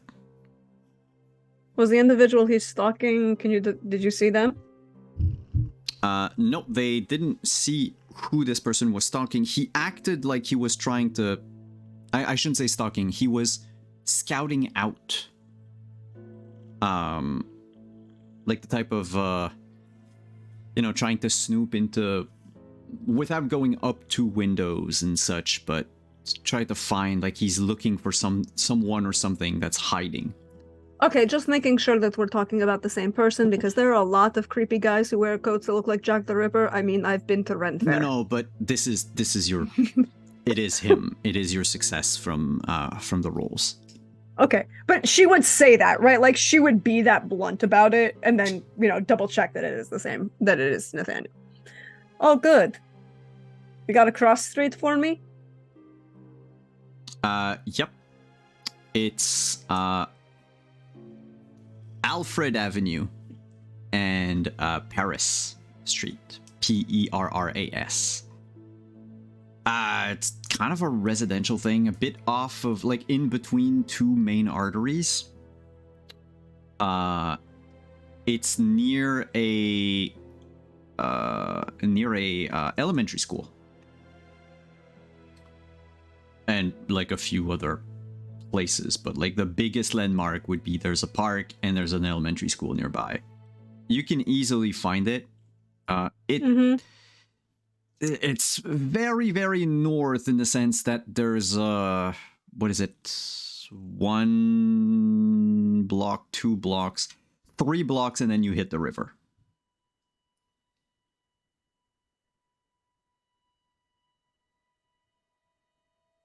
Okay.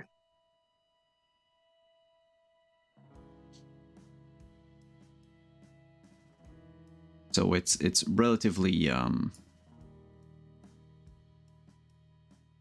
far north. Okay. All right. Thank you. Go on, Tata. We got a hit.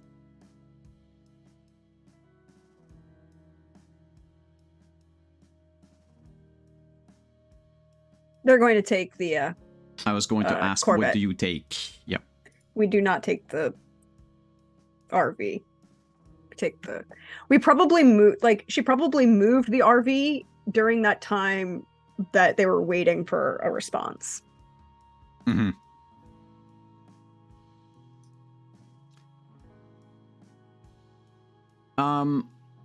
What do you bring along with you on this hunt? We're gonna take the sniper rifle, the 1911. She has probably like 3 or 4 stakes, and a silvered K-bar that was Zalmati's.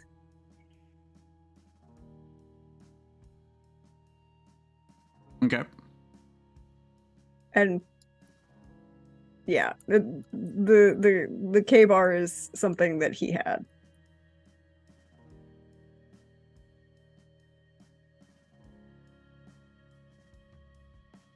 What's a K-bar? It's a knife. It's a military issue knife that has a knuckle system around the hilt. And Oh, okay, I see. sorry. Think of a U.S. trench knife. Yeah. It's a combat knife.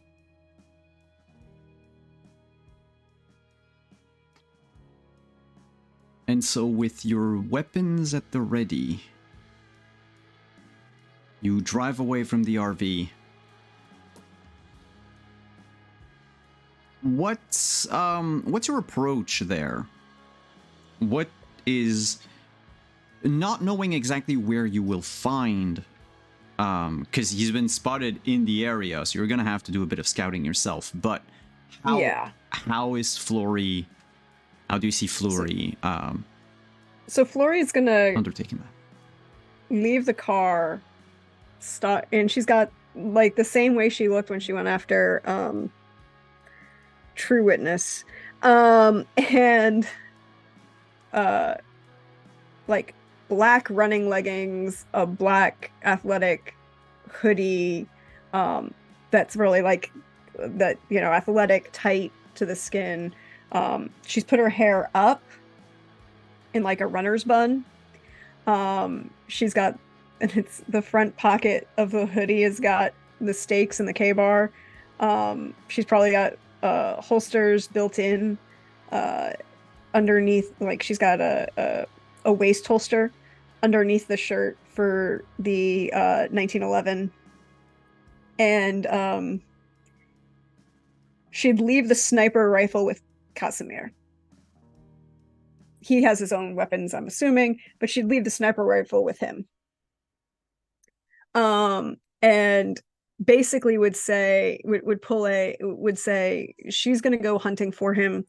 If necessary, what she'll do is she'll pull the damsel in distress run by, in which case Casimir would take a shot with the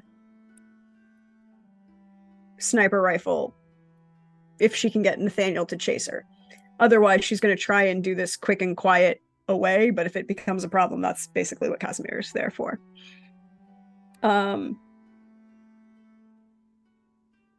And she's got those, and then she's probably got like an extra, like very thin, what's really like hair chopsticks in the bun that have been filed and are closer to a steak, but they don't really look like it. They just look like hair chopsticks. And she's got runner's Bluetooth headphones that are in her ears, but she doesn't have anything. She's got her phone in one of the pockets of the leggings that she's got. And if Casimir calls, she can answer, but she's just got the headphones in, even though she's not listening to anything. She just has them in for appearances. She also has she has Sense Beast and Silence of Death up always. And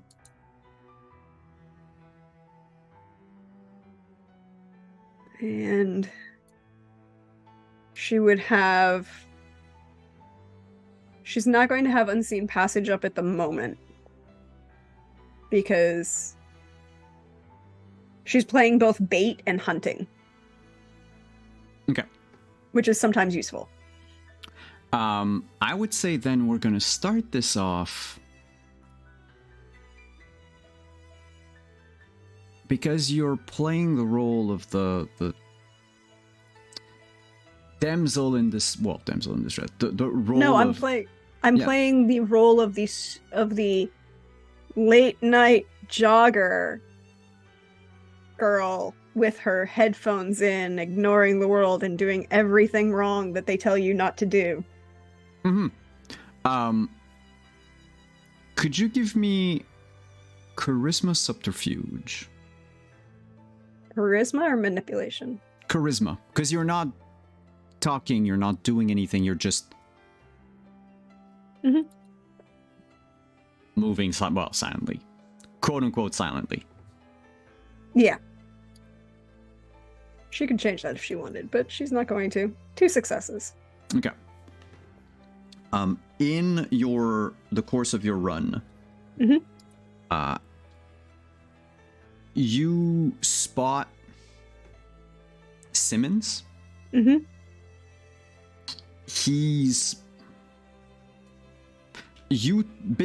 turned like a street corner and he's about like 3 houses farther in. You're both moving in the same direction. So he's moving away from her. He's moving away from you, yeah. Okay. Except you're jogging, he's walking at a brisk pace. He seems to be on his way, perhaps like on his way back, because he doesn't, if your contact earlier told you that he seemed to have been like, not stalking places, but like eavesdropping on places or trying to look for someone or something, he seems less less taken by that at the moment. He's less actively looking and more like probably like going back to whatever place he Is the neighborhood, how late is it out? Are there still lights on in the neighborhood houses? At this point we are talking about time of day. Give me just a second.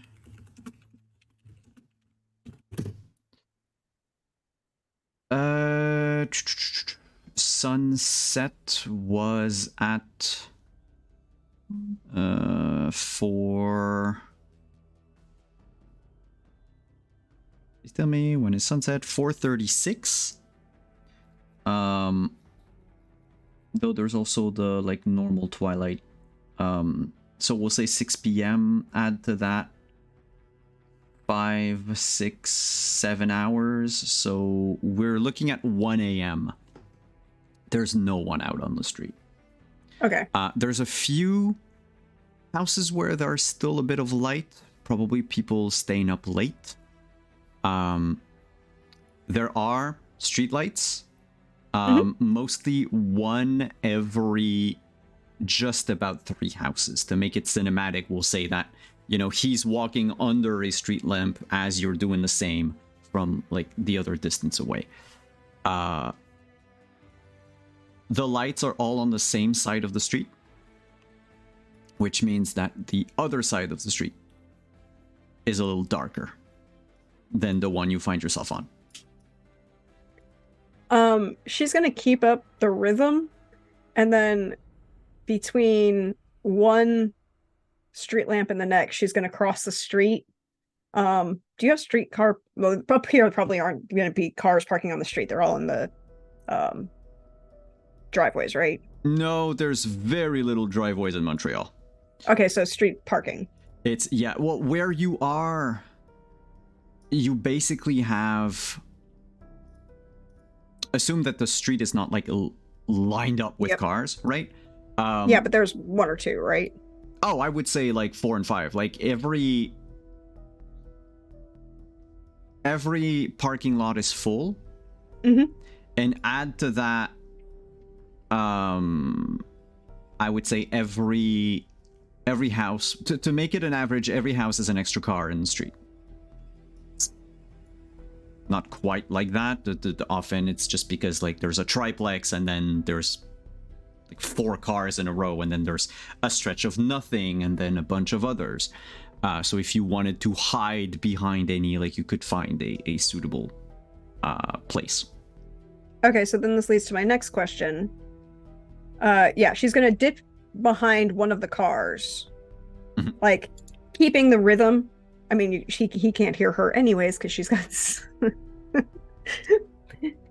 she's doesn't make sound when she walks.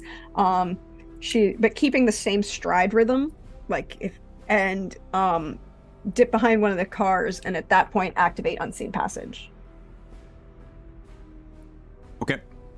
In the darker side of the street behind one of the cars. All right. We're gonna have to roll. Well, okay.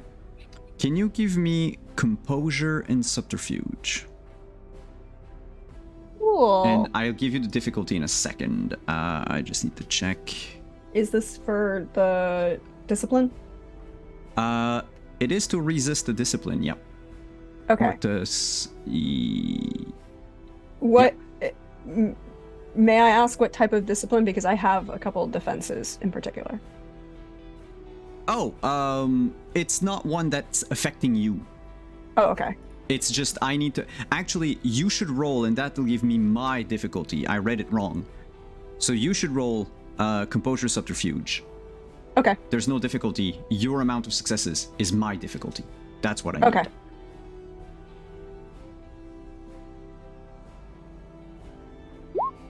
Okay, 1 success. Not a lot, but that's okay. 1 success? Alright. I need this.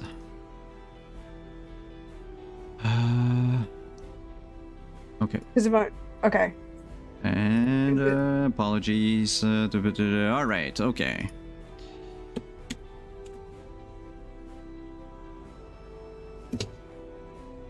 Yeah. Oh, yeah, okay.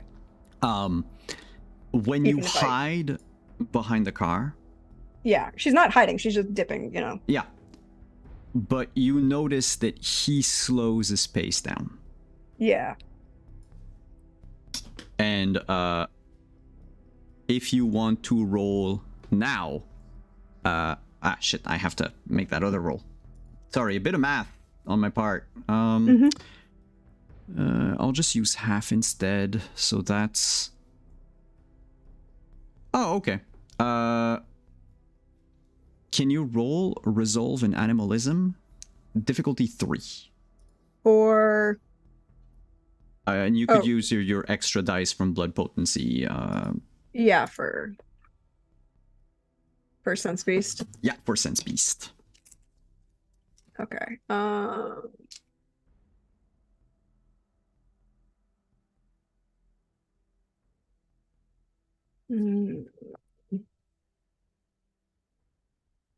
Okay. Boop. Wait, no, hold on. Counting. I don't know. 3. So you also sense hostility coming from him.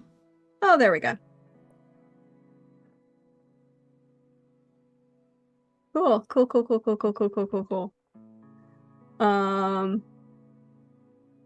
He stopped though, right? That's what she He saw? slowed down. He slowed down? Yeah. He slowed down and you feel hostility. Starting from the point where he slowed down, you feel hostility coming from him. Cool. So.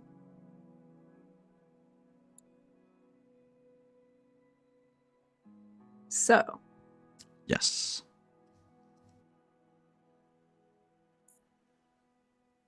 She is going to, as she keeps moving forward,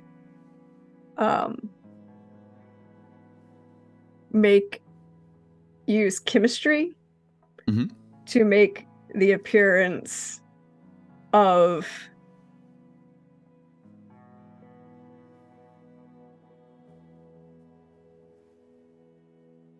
someone with a gun popping up in one of the cars in front of her.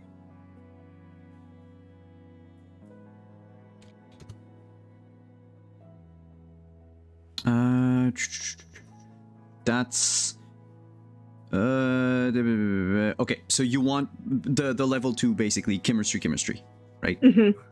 Chemistry. Not Fata Morgana. She isn't popping that yet. She like a car in front of her, like 2 cars in front, like a car in front of her. Like somebody on the like coming up from the hood with a gun. Yeah. Just giving him something to see. Just to give him, yeah. All right. Can you make your... Well, you can make the Ross check after anyway, because that's... Yeah. Manipulation and obfuscate, and I will give you... mine is what? Composure and wits? All right. Those aren't necessarily his best attributes. That would actually be, I got 2 10s, so I have to add 2 to that. So it's a difficulty 5, but 6. You got it with 6. I can do one thing right. So they will lose their next action if they fail. All right. So what's going to happen? Yeah,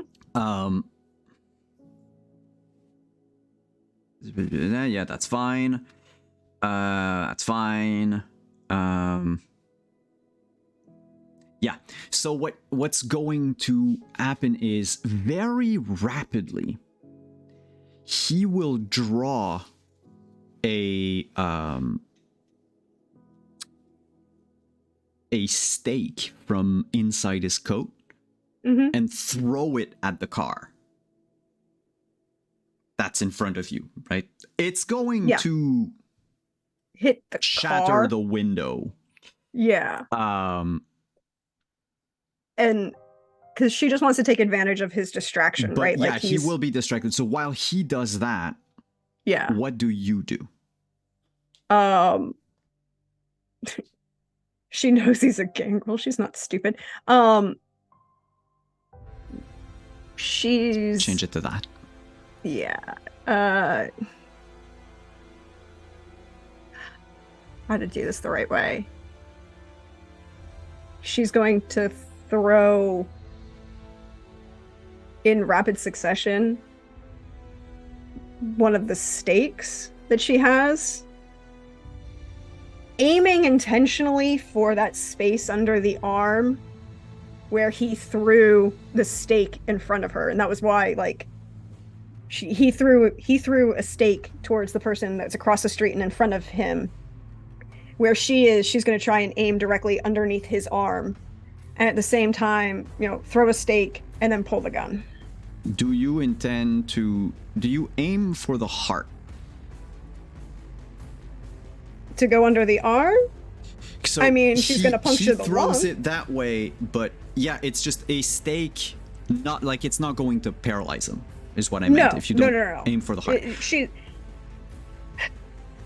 I don't think she can hit the heart in this targeting. It would be very, very difficult. That's why. But she's going to hit the other important organs, which at least slow him down by hitting him in the open torso, particularly the lungs.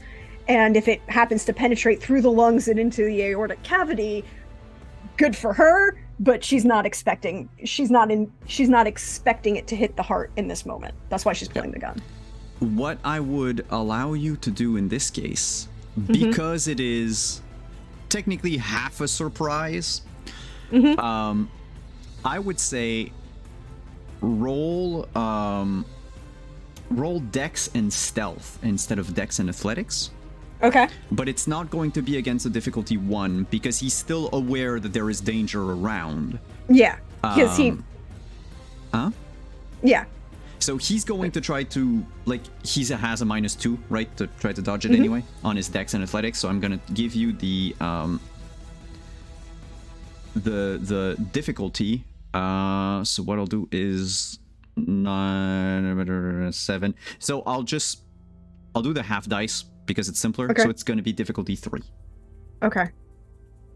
Let's see what we can do here, peoples. Let's see what we can do. I'm gonna spend a willpower just to see, right? Like, I'm that close. I should just see. Oh, that's 4 successes. 4 successes. Oh, I forgot to add a thing. You needed extra dice, so hold on for that. Oh. No, it's +0 for Yeah. Okay, so that would be 4 successes. And then pulled the gun in her offhand, right? Like, yeah. The nice thing about being dual wielding. So that's going to be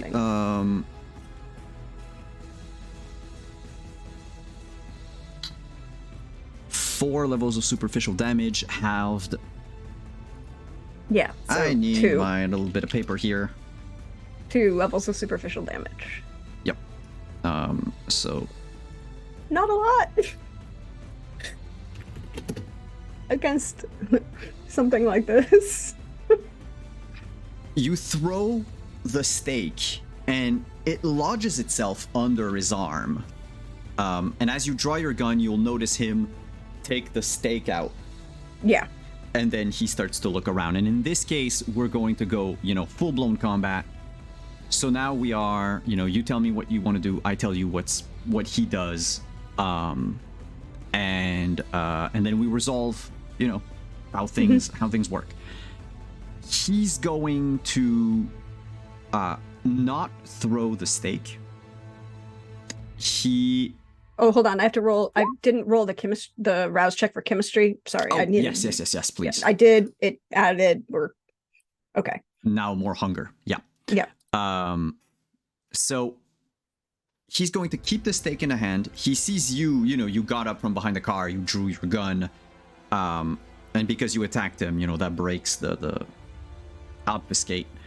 So on his turn, I believe he's going to only be able to, because it's only one action. Actually, he has to roll to detect me.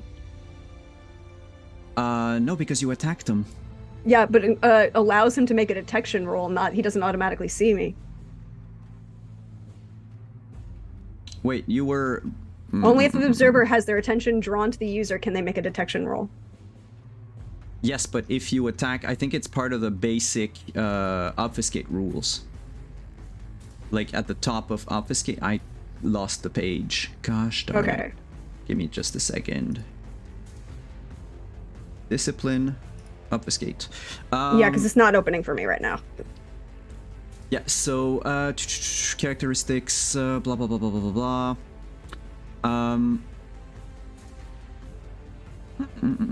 Yeah, likewise, violent action jeopardizes the facade, as does actions like raised voices, failed pickpockets, or blah blah blah blah blah. Whispering is still possible without breaking, but yeah.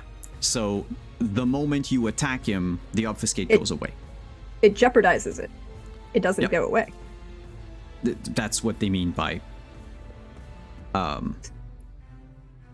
I'll get on Paradox for using bad language. But yeah. That's fine. Because like if he cannot ignore the user or the user backs down, blah blah, that's the first thing that they say. The illusion fails, and then likewise violent action, yada yada yada. So yeah, he's going to, yes, because what he wants to do is close the distance as quickly as possible. Yeah, I figured he was going to try and do that. That's why I tried to attack him from a distance. Yeah, so he's going to rouse check. That's mostly for me. But his turn is he's going to get into almost melee range. He's going to be on the other side of the car than you are. But you'll notice that by the time he is up in your face or other side of the car, he has long wicked claws in one hand, the hand that's not holding the stake. Yeah, it's a gangrel And problem. yeah. She knew this. And his eyes have turned, or maybe they always were that way, some strange shade of yellow.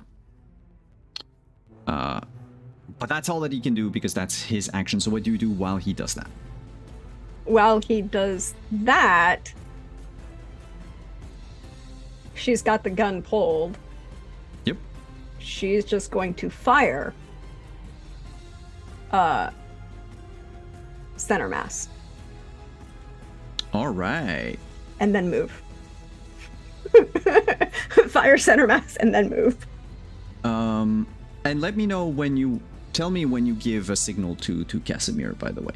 Oh, she's probably needs to run by him. Like she's like it's one of he's the... that far. Well, yeah, but you said you had your phone. that you Yeah, could I call have him. the phone. Like if she can do it as like quote unquote a bonus action, she's has the phone. Yeah, she'll... For free on the phone. You just need to tell me because he's going to take a turn before he gets within range, right? Because he's not just walking out in the open with a gun. With a sniper rifle? No. That's why she left it with him. So then, I believe you had your bonus anyway for the pistol already on your sheet. Okay, so you don't need to add it to your first roll. That's just like gets added for free. You don't need to roll. That's the added damage should you hit. Okay, all right. Okay, so and it's firearms dex, right? Yes, dex firearms. You're not in melee, so you're not shooting in melee.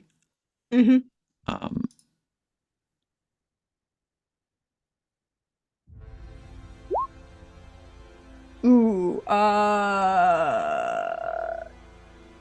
no. Oof, that would be a bestial failure unless you spend some will to reroll. I have to. In this moment, I have to. With 2 successes. Okay, 2 successes. So not a bestial failure. However, and then I didn't, Yes. and then I didn't roll the 2 extra die. You told me not to, right? No, because those get added. So immediately that would be like 4 damage. Okay. It's like Got a flat 4 damage. Okay, that's what I needed to check. So that's one shot. I think you can only fire once with the gun, though. Yeah, Because it's a. Well, technically, you can make it an automatic, but. Yeah, no, but the Yeah, the rules are you Yeah. fire once. Yeah. um. And then she's moving. Oh, it's an extra die. Actually, I will let you roll an extra die Okay. because you would have time to fire more than one shot as he's Okay. as he's crossing the street. Even though he's going fast, he's not supernaturally fast. Because there's So- only so many, you can use the blood only once a turn. So you can roll one extra dice. Basically, if you have superior firepower, that adds another die. Three. Three, so successes. five damage total. Mhm. Cool. So you shoot both bullets into him. They sink into his chest, both of them. One near the gut, one closer to the breast, the right breast. And it seems to annoy him more than anything. Yeah, I figured, but I'm not getting into melee with a gangrel. You And take a few then steps moving. back. Yeah. Then moving to the side, laterally and down. What is your Oh, never mind. I looked at his stuff. Yeah. His next turn, Yeah. he's going to just jump over the car to jump on you and basically push you down to the ground. Okay. What are you going to do?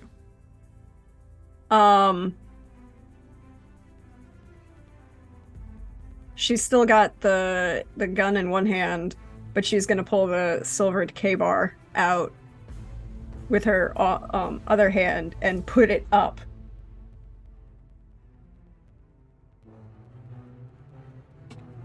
To To block basically, or to attack him? no to attack him.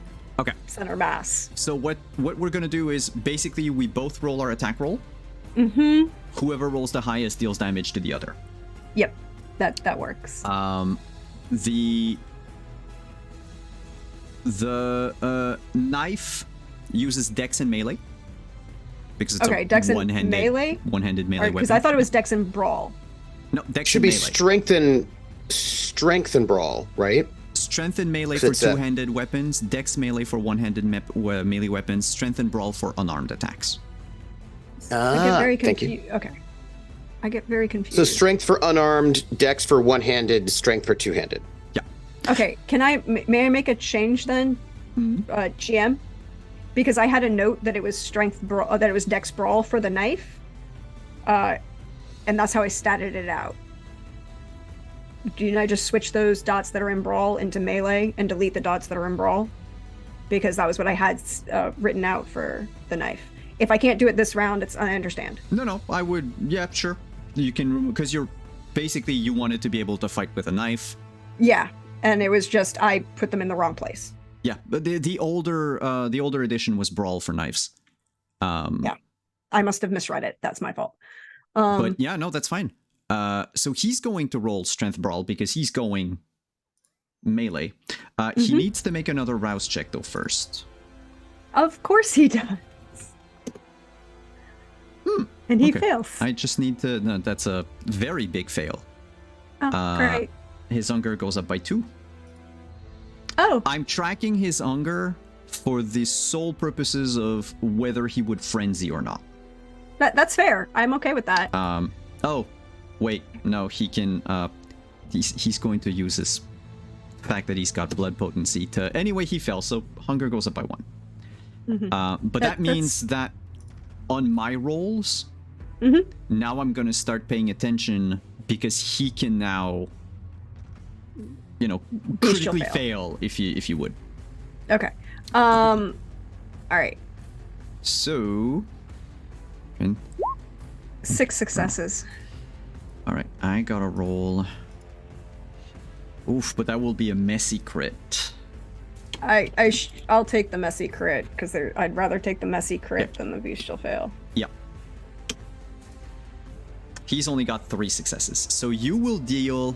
I will take I'll take a fucking messy crit against a gangrel in melee. Okay, first of all, let's check for the, so the knife... Is a silvered K-bar. The silver is not going to do anything to him I know, anyway. but it's one of a those... +2, so you got 3 extra successes compared to him. So you would deal 5 damage, which is, of course, superficial for a vampire. The thing you notice, however, when you stab him with the knife, you basically stab him through the hand that he was about to claw you with. I'll take that. It goes through, and it's almost as hard as, like, wood to try to pull it out. It feels like his skin has become so thick and leathery that blows are less effective. For free, she's just going to say, you need a new moisturizing routine. I recommend Clinique. You're gonna say that as you messy crit. I need the... What's the page again, player, for messy crits and shit? 312 or something like that? I think so. Hold on, I'll find it. Adobe is not opening for me tonight, so I'm sorry, y'all. I can never... I think it's 207. 207? Yeah, because 312 is the one for the... Yeah. The 207. Fighting. 207, thank you. Yeah. So this is a messy crit. Yeah. So there are a couple of options, and there's an option that is not listed there that was listed in the player's companion, like with the errata. In addition to those 5, you can also add your compulsion. You could either do one of those 4 or the compulsion. Yeah. So just add the compulsion as an option. I think, because we're in the midst of combat. Yep. In public. The beast scored it. Yeah, I think what's going to happen is, this is not a human. No. Okay, let's start with, take a stain. We'll start with the stain, because it's the easiest.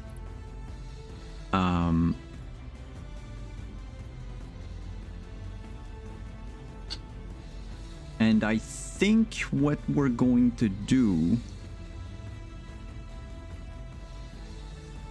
I think it's going to trigger your compulsion.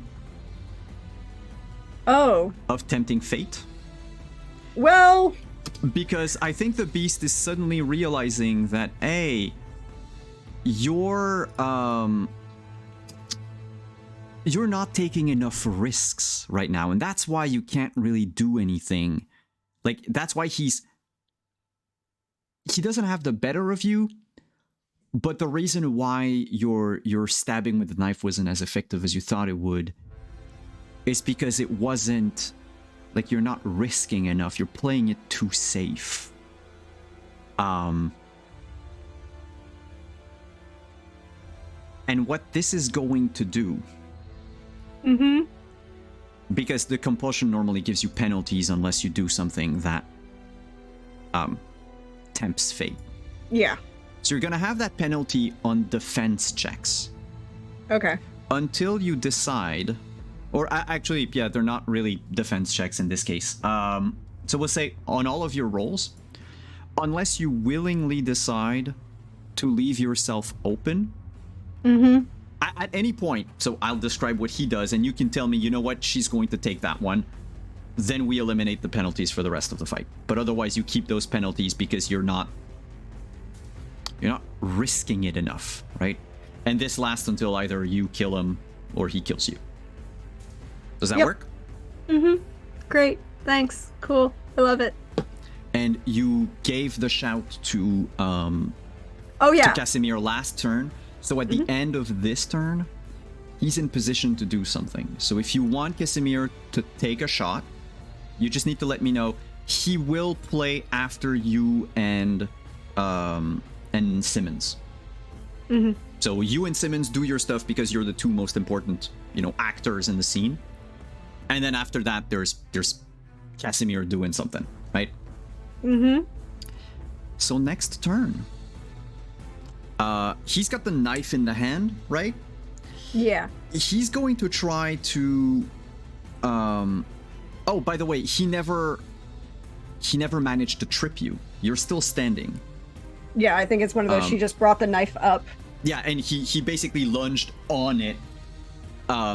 So what he's as she steps back, kind of thing.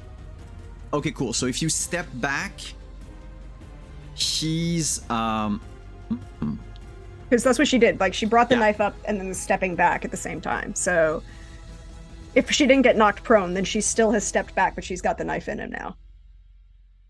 So he will say something, but that's like free. Yeah. On his turn, he's going to again jump towards you. But in this case, he's not looking to drop you prone or to grapple you. He's going to just go for a swipe of the claw. But you notice it seems like it's going to be an opening for something else. Yeah. Cool. Things he says, it's you're going to die for protecting him. Okay, with maybe more emotions, you're going to die for protecting him. And he's going to lunge at you. What are you doing? Oh. Why don't you say hello to a real animal? And she's gonna blast Fata Morgana on his ass and make him see a lupine attacking him. Oof. All right. Like jumping out from behind the cars next to you or something? Literally just coming out from behind the cars, coming at him full on. And because it's Fata Morgana, not just chemistry. Yeah. It's, Yeah, no, it's an entire scene. It's real.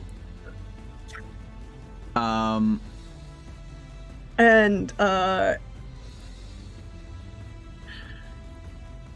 Oh, I like that. Okay. So you have to roll. Yeah, I have to roll, and she's gonna step into, it's one of those, it's like a fencing move, right? When you're shorter than the opponent coming at you, 90% of people's first impulse is to, when you're retreating, to bat and retreat.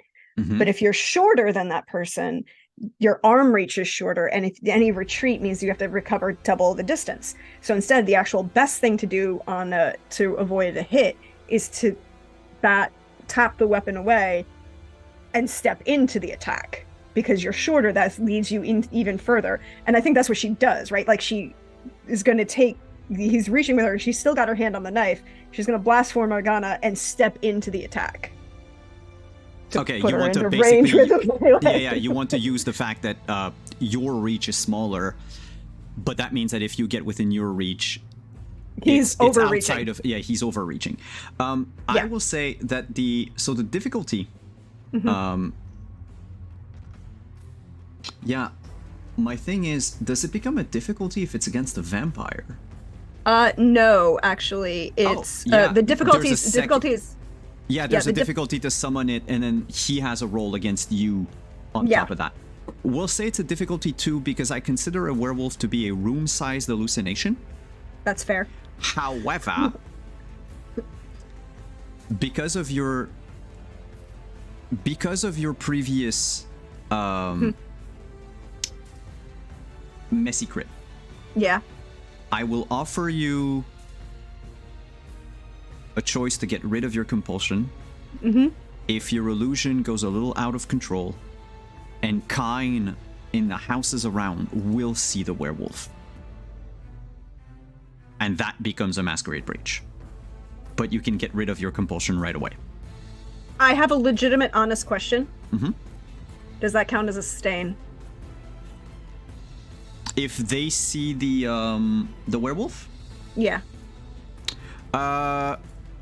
That would not be I need to check with the Chronicle Tenets. Because it's not a violation of the Chronicle Tenets, right?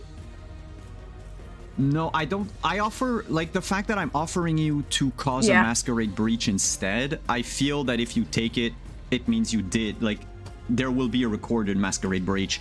I feel like consequences of that are bigger than a stain. That's fair. I'm gonna say something honest here. Mhm. I don't think she cares. All right. And I think you can play off I think she thinks she can play off a werewolf, a lupine appearance a lot easier than a vampire. Yeah. So then give me manipulation obfuscate. It's just going to be difficulty 2, even though it is going to affect mortals around. But that's like a side effect of you not knowing that it's actually happening. So, because otherwise it would be like difficulty like 8. But that's why it's going to be the masquerade breach and all that. It's going out of control.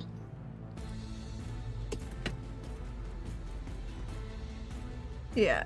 Manipulation. Manipulation obfuscate. Oh, I figured out how to make it roll. Oh, cool. Actually, the discipline, by the way. Oh, that's nice. 5 successes. And it adds the potency bonus and all that. That's pretty Yes, it cool. does. All right. Now that works, here's what we're gonna need to do. You need to roll manipulation presence Okay. plus your potency bonus if that's the case. But I don't think. Yeah, you have It'll do potency bonus. Okay. Okay. Yeah, but so, it's manipulation presence. manipulation presence plus your bonus against his, and that sets the difficulty for his intelligence awareness. And as we all know, gangrels are renowned for their intelligence. And now I have to roll because he's got hunger. I've got 5 successes again. Okay. I will okay. take this. I will tell you Excellent. that the last 2 dice that I'm rolling is hunger for him. Okay, cool. Just in case it does anything.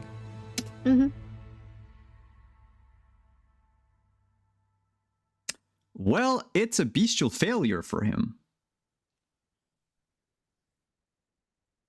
If I die because of a gangrel's bestial failure, I want you all to laugh. There's a lot of shit that's gonna happen right now. Because the illusion is real. The illusion is completely real to him. He was swinging for you.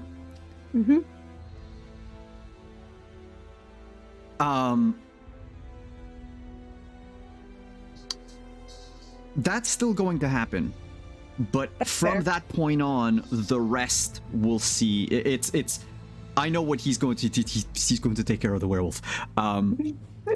But I need to still roll the attack on you. You can still roll to defend yourself if you want to. Like if you I mean, her defense was to move forward. Yeah, that Right, would be like- Dex Athletics basically. Yeah.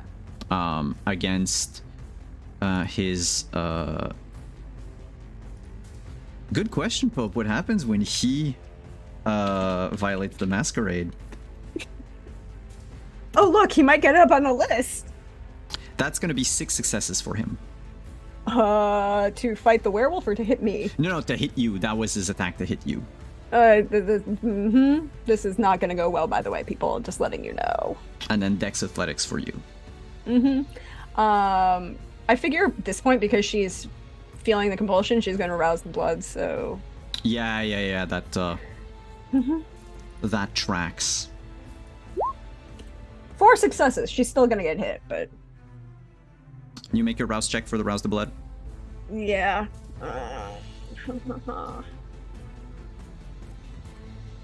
She's very hungry now. Okay. But it's only 2 damage. What? No, it's aggravated It's damage. 4 aggravated damage. But she defended. I defended yeah, and but the four. claws give a bonus 2 damage if it goes through. it's why I didn't want to get close, but I did. When that happens, whether you want to or not, Yeah. Casimir's gonna fire.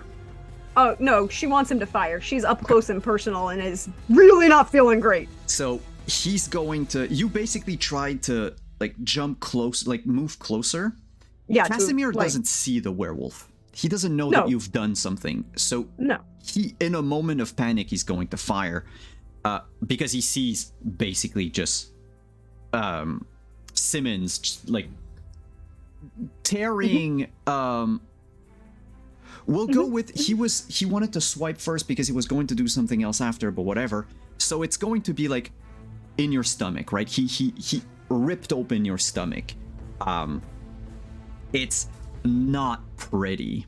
No. Whatever clothes you were wearing tonight, you can forget them. Thankfully, they were black, so it's not that bad, but still. It's almost like she kills people for a living. That said, I'm going to ask you to roll for Mr. Casimir. What am I rolling? I'm going to ask you to roll 10 dice. And basically so Simmons' attack, right? Yeah. 6 is what's going to be taken out of Casimir's roll. Okay. But if Casimir does manage to hit, Yeah. that is an extra me not being on the right page. 2, 4, So that's 5, 6, 7, 1, 8. 2, 3, 4, 5, 6, 7, 8. Yep, 8 successes. So that's 2 that goes through for sure. Hey Tata, thank you for the backup. And he's firing with the snipper. Mm-hmm. Which, okay, counts as a +3, so it's a 5. Again, superficial damage, but still. This is by the way, for those of you playing on at home, this is the 3rd time we've done 5 superficial damage to this gangrel. Yeah.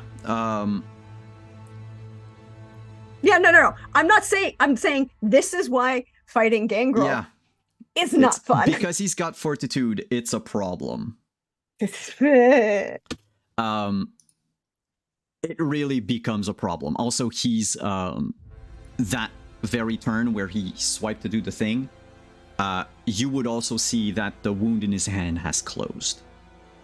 Yeah. But now that the next turn starts, he turns towards the werewolf and says, "Oh, you fucking wanna go?" And he's going to jump at the werewolf. He is right now, that was the last of his, let's call it sanity. He snapped. He's frenzying. And you notice even his sideburns have grown, and there's almost like a silent movie era werewolf snout that forms around his mouth as he loses himself to the beast.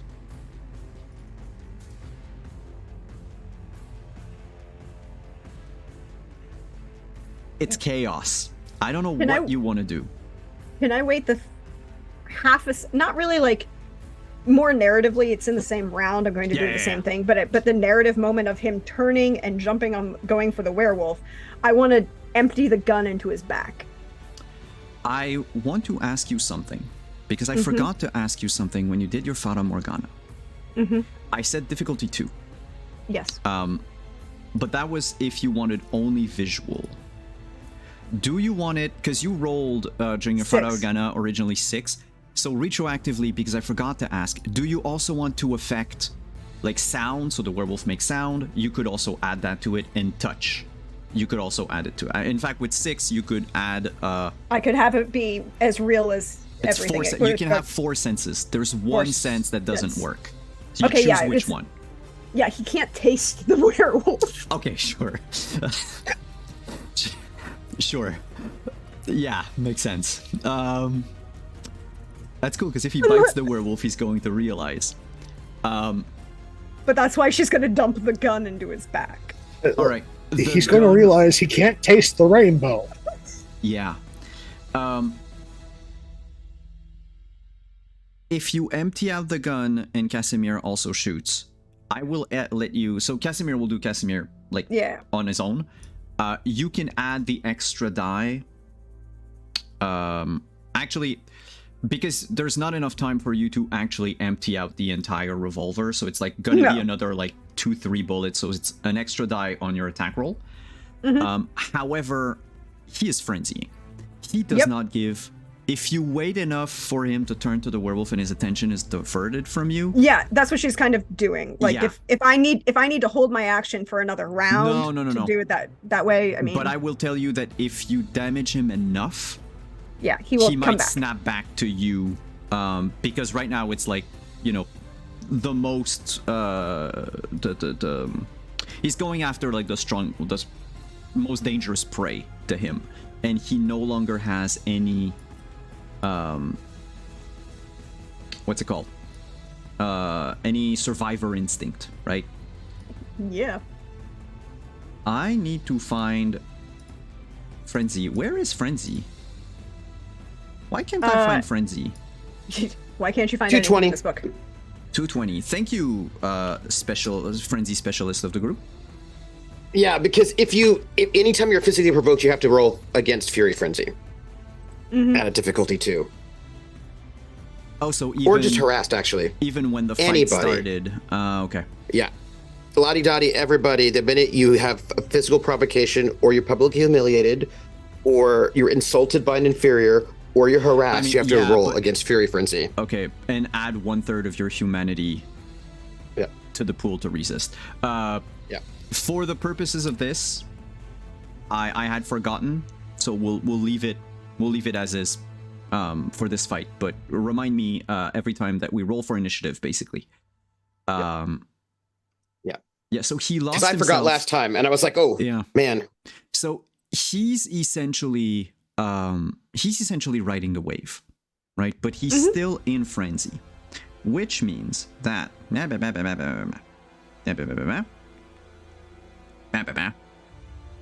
You can only use physical disciplines. yeah, that's fine. It's more the do you actually like try to defend yourself? Because I know that when you're playing werewolf, a Krynos in frenzy now doesn't give a shit about anything, which means that it's easier to strike them if you get, you know, if you are crazy enough to get close to it. They can. No, I think they can still defend, Yeah, but so if they it's gonna defend, they be- don't get to attack, right? No, well, so like you have that choice. They're all opposed rolls. So what's gonna happen is he's attacking the werewolf. He's not Yeah. giving a shit about the two of you. So your attacks are gonna be against a difficulty 1. Okay. Please make that roll. Yep. But here's the exciting part. If they kill their foe, that doesn't mean they come out of frenzy. Then they have to roll another check. Oh, and if yeah, they yeah, fail but, that, like- then they just stay in frenzy. He can also. They he just can stay in also- frenzy. Yeah. He can also attempt to regain control, but I know what the trigger is going to be for him to maybe try to snap out of it. So 2 successes. Oh wait, plus the D10 because of the extra. Wait, you didn't roll. It didn't roll right. I don't know what you rolled, but that doesn't make sense. No, it did. It It did. did, because she's got 4 hunger. Oh yeah, no, my bad. It replaces. Sorry, I'm still in werewolf mindset. No, it replaces. I have 4 hunger. I'm Plus the D10. Yeah, plus no, the but sorry, D10 I for... wasn't because I was in werewolf mindset. I made a mistake earlier. Flurry, heal 1 aggravated damage. Ooh, I added dang. the dice instead of replacing the dice. So you took Mm. 3 aggravated instead of 4 aggravated. My bad. That's a lot better. I'm just saying. I'm a lot better. I mean, yeah, I figured. So that's 2 successes for you, plus 2 for the gun. Yes, plus 2 for the gun. All right. So, yep. Okay, I did my math. And then the 10 dice for Papa. 1, 2, 3. You can re-roll 3 of them if you want. Yeah, I figure why not, right? Go big or go home. So Which 1, adds another 1. 2, 3, 4. So that's 3 because of the difficulty 1 plus 3, so that's 6. All right, cool. Oof. Let me check something.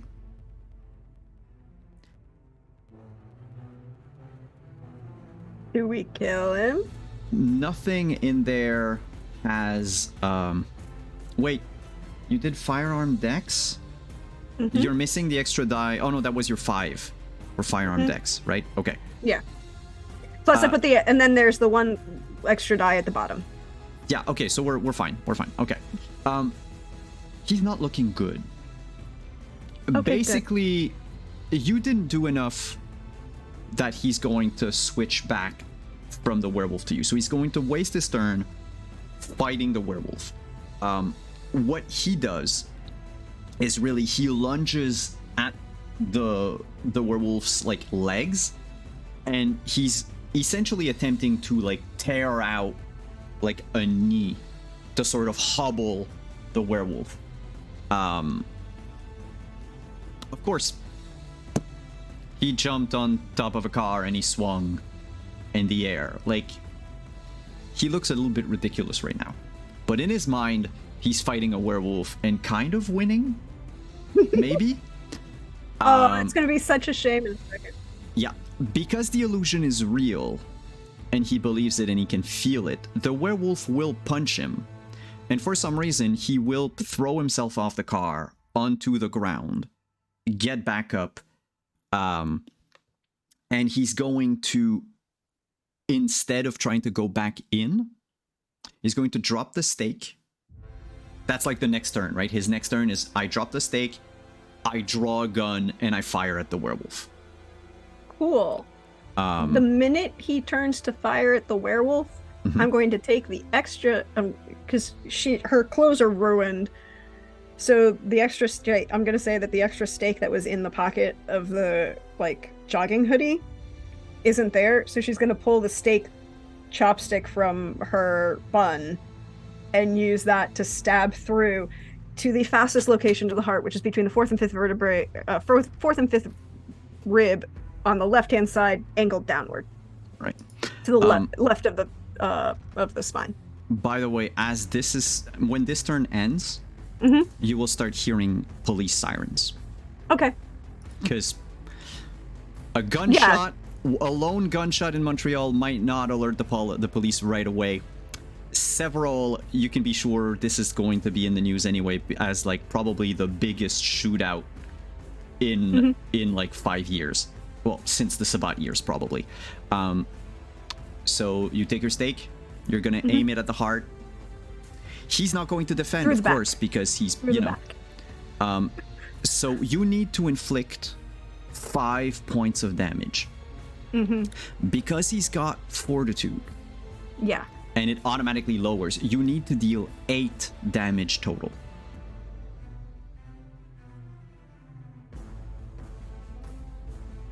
I suggest you know, use a blood surge, whatever you want to do.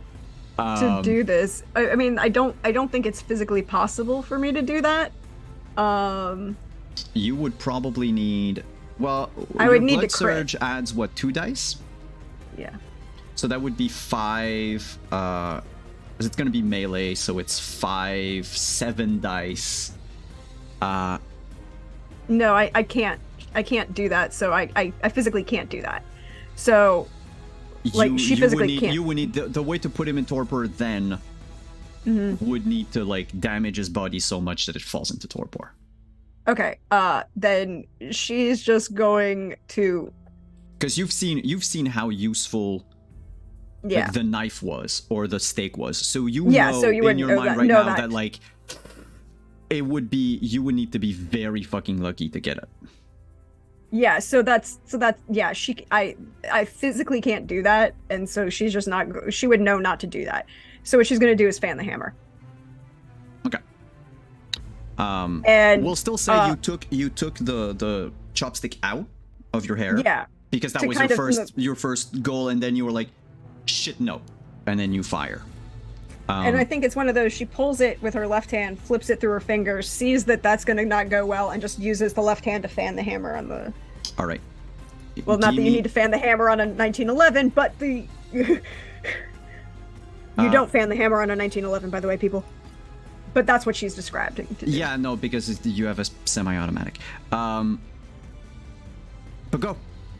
go, make that roll.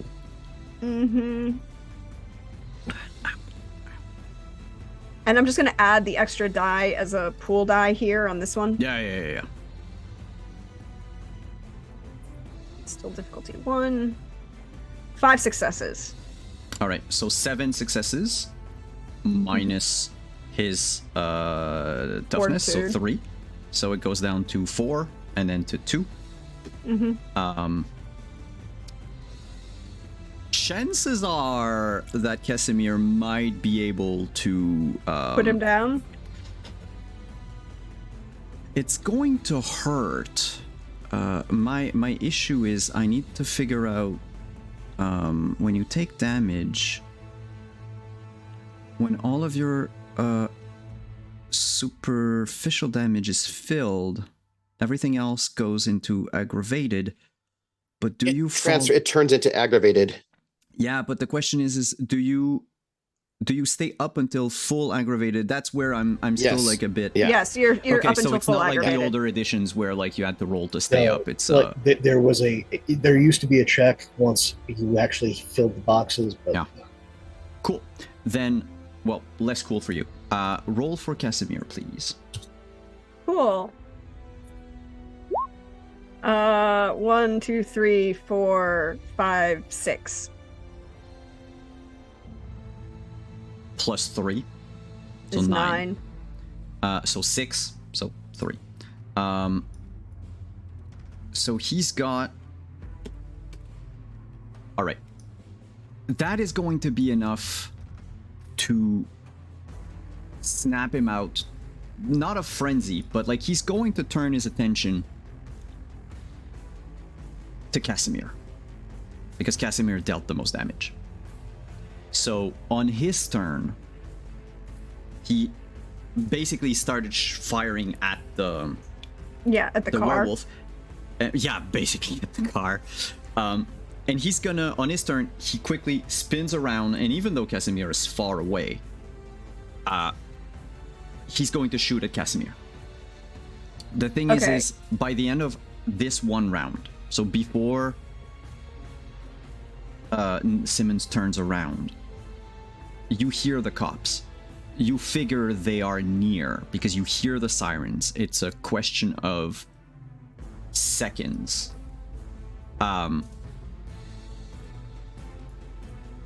You can risk it. You can play it safe. It's up to you. But regardless of what you do, for sure Simmons shoots at Casimir. Okay. Assuming that the distance, she's going to assume that the distance is good enough and that Casimir can soak at least one bullet, because she's seen him do it. She's going to use that advantage to... Does he look beat up enough now that she thinks she could do... Basically, if it were any normal vampire, he'd be in torpor. Okay, so he looks shitty enough now that she's just going to... Because she's still got the chopstick in her hand from the gun, from holding it above the gun as a targeting moment. She's going to take it and she's going to use that again as he's extended the arm.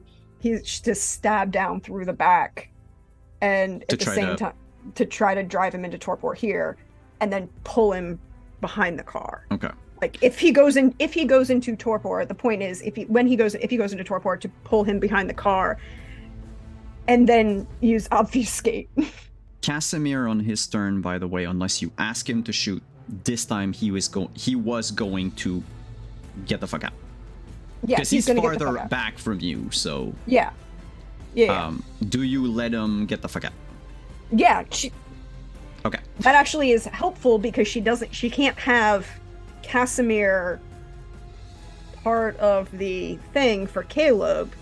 Now it doesn't look like Casimir was there at all. He can bug off, and hopefully she can put this guy in a hole. Or in the back of a car. So this is... Oh, I need to make... I'm sorry, I didn't do that during the round with the werewolf. There was another blood surge on his part. Okay, cool. Alright, so the attack on Casimir... Mm-hmm.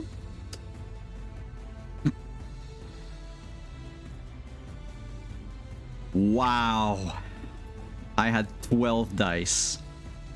And he doesn't hit. No, with 3 successes, I mean, Casimir will is going hit, to yeah. take... Like, he's going to... I mean, he's going to take the bullet, but it's 3 divided by 2. or Yeah. 2 divided by 2 because difficulty 1. Casimir is not caring about getting shot at that No. point. And so he gets hit, but like wound wise, he could still take a few. I have his stats. He's okay, but he does get hit, and you can hear him just go ah as he runs away, gun in hand. Your attack, please. Mm-hmm. Okay.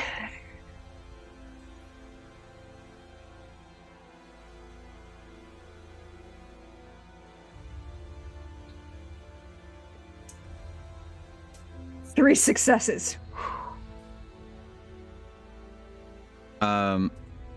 I would be Dex and Strength. Oh, Dex and Strength? Yeah. I thought it was melee for the weapon, right? No, melee and Dex. Melee and Dex. Melee and Oh, Dex. melee and Dex. Melee and Dex is even better. Actually, do you want me to just roll the extra die Yeah, for the yeah, difference? yeah. Just roll the extra die. Because it's literally 1 die difference for Dex versus Strength.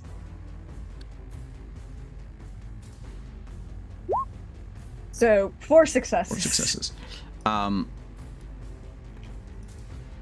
That wasn't enough.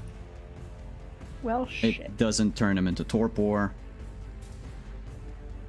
It doesn't. It goes in. Like, you stab him in, it goes about like an inch deep. He doesn't even seem to notice. However, at the end of this round, you He's see. frenzying. Yeah, I know he is. And I You see Not can't. so bad. You and I see the can't- cup cars. I can't. And I can't re-roll that 1 because I don't. It's a hunger die. Yeah. So the cops are coming. Mm-hmm. They're at the other end of the street.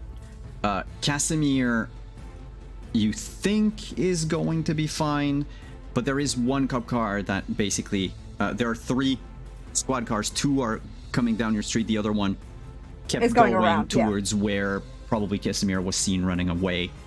Yeah. He And can I think disappear. we're gonna end on that one scene because it's a cool cliffhanger, right? We're gonna look at the scene from a bird's eye view. Nobody sees the werewolf. There's no werewolf. Behind one car There is a that's werewolf. been busted up, there's you who tried to stab Simmons. The cars, the 2 cop cars, stop, skid to a halt, the doors open. Very fast reflexes for Montreal cops. They come out with their guns and shout at Simmons to get down and drop the gun. And Simmons is going to snarl and charge at them as he gets riddled with bullets. But we end without knowing if that drops him or if he manages to tear into the cops first. And we're gonna know that next week. I'm going to add one little shot to this overhead Sure. shot. As Simmons is now the target of the cops. And Flory had her hand in the stake and she's behind him. She's just gonna pull the thing and step back into the shadows further. And- I assume that on your turn you activate obfuscate and not move. Yep, obfuscate and not move. Because of your that's when Flory will realize, I like that scene. Okay, I'm gonna do a thing. As you back into the shadows, that's when you realize your Fata Morgana went wrong and humans are seeing the werewolf. Because 2 of the cops aren't firing at Simmons, they're firing at the werewolf. And that's where we're gonna end, because now it feels like we're in deep shit. If you Okay. had rolled higher, you could have dropped them. I Oh, how many did I need to roll? No, it would have been a lot higher because he's currently he still needed 7 superficial. Oh, well then there's no way I could have done it. No, you and Casimir, you could have. If Casimir had shot, had Or fired, if I had shot him instead of tried to stab him. and then stab it. Yeah, like there would have been a combination. But I rolled 6 turns for the cops.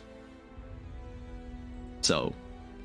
Hey. But yeah, no, if the cops take out Simmons, then you're gonna have other stuff to deal with. But yes, the problem resolves itself. Unless Simmons is old enough to turn into ash. I mean, there's things I can do for that. Yeah, but that's what's going to be cool. Next week, we're going to figure out how Flory with 4 hunger can deal with all of that situation unfolding. And also a poll behind the screen, everybody. That 1 less aggravated damage was very fucking important because somebody only has 5 health. And yeah, it was like 20% of your health. But yes, my bad. I forgot that it was. Those are not rage dice. They replace. They do not add.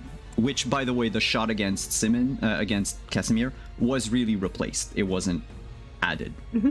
He actually had 12 dice. So that's gonna be it for tonight, folks. Oh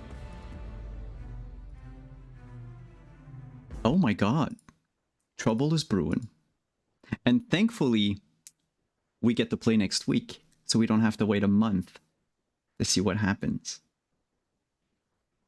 God, combat is always complicated in the system. So cool. Let's go around the table. Tell us, who you are, where we can find you, what you thought about tonight. We'll do reverse order as the intros. So we'll start with Mr. Porter, Godfather Porter. Oh no, the mafiosi is now a godfather. Oh! Grumble, grumble, grumble. Hey everybody, Pope here. Pope World, both on all the socials. If you want to see more of my silly face during the holiday season, just be here next week as I am going to be like gnawing my fingernails and screaming in chat. Because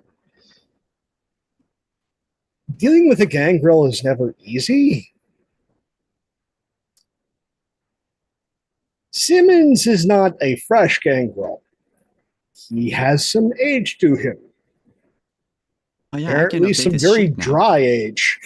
Known powers. Fortitude, Protean. Yeah. Dry age gangrel's kind of tough. And I don't know where you got the phrase trouble is brewing. Trouble is here. It's been brewed. It's sitting out on the counter right now. We got a tall glass of trouble. I am very intrigued to see how Dixon's window shopping goes. To see what he manages to find and then invest in. Because that sort of like, in order to move forward, you have to have somewhere to hang your hat. So that's going to be super compelling. And yeah, poor Artie's got a kid that he doesn't want. No. This is the second kid that you don't want that you have. Remember, you still have Alex floating around. 1.5 kid to deal with. Because they're each 3 quarters. So yeah, 1.5 kid that you just have to love the ignorance of the Tremere. You want me to induct your child in the forbidden magics. Oh, he's That- not ignorant. That's what he wants. So you want your child to turn into a slavering, human-killing beast. Cool. Yes, Cool. but with knowledge. Knowledge that can be transferred afterwards. Knowledge that she will use more than likely to kill her sire and reclaim his blood. Cool. Hey, I didn't say Valois didn't come with hubris. Valois is the Bethesda of Tremere. It is a feature, not a bug. And on that note, thank you all so much for being here. We're a live VOD YouTube stores nothing without its audience. You're much a part of this as we are. Take care of yourselves. Enjoy this wonderful season safely, and I hope to see you soon. Thank you for coming. Flory. Hi. Flory survived. Look, when she got Flory hit, won. She won. Come on. she hasn't won until she leaves and gets paid. And considering that one hit knocked 3 out of her 5 health out of her,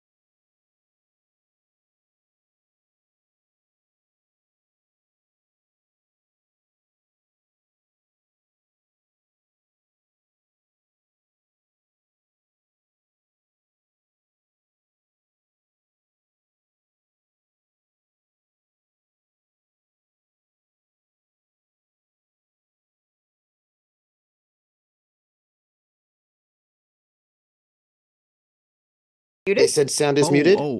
Yes, my bad. oh, ha ha ha.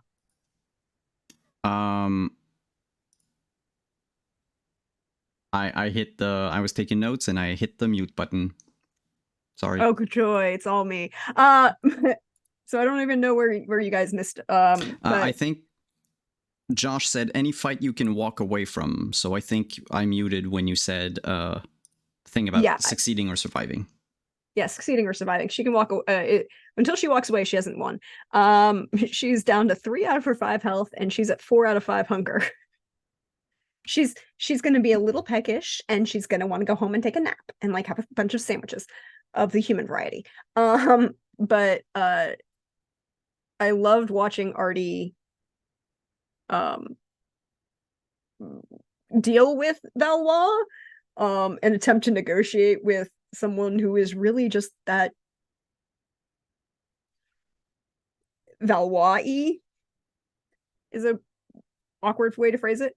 And I love Dixon's approach. I love how Trooper is playing this slow, methodical build. It's like, I have a goal. I know what I need to do for my goal. I need to take these steps, and then I'm going to take this step, and then I'm going to take this step, and go and go and go and go.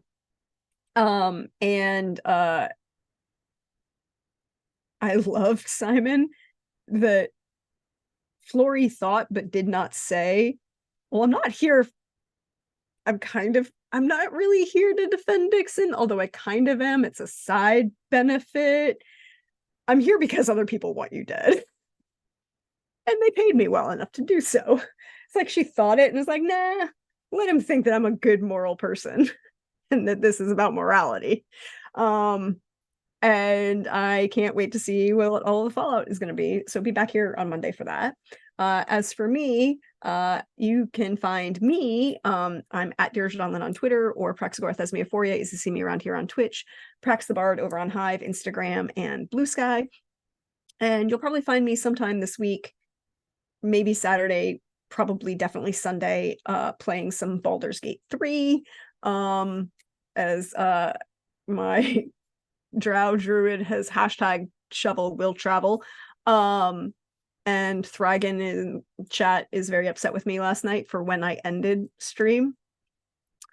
But you can check that out. We are working, the VODs for Carousel Court are going to all be up, so Arc 2 is finished. We're going to come back with Arc 3 in November, but November 11th, over on my channel, Praxagora Thesmiophoria, I am doing a 14-hour charity stream for Fisher House Chair. I'll be posting more information about that.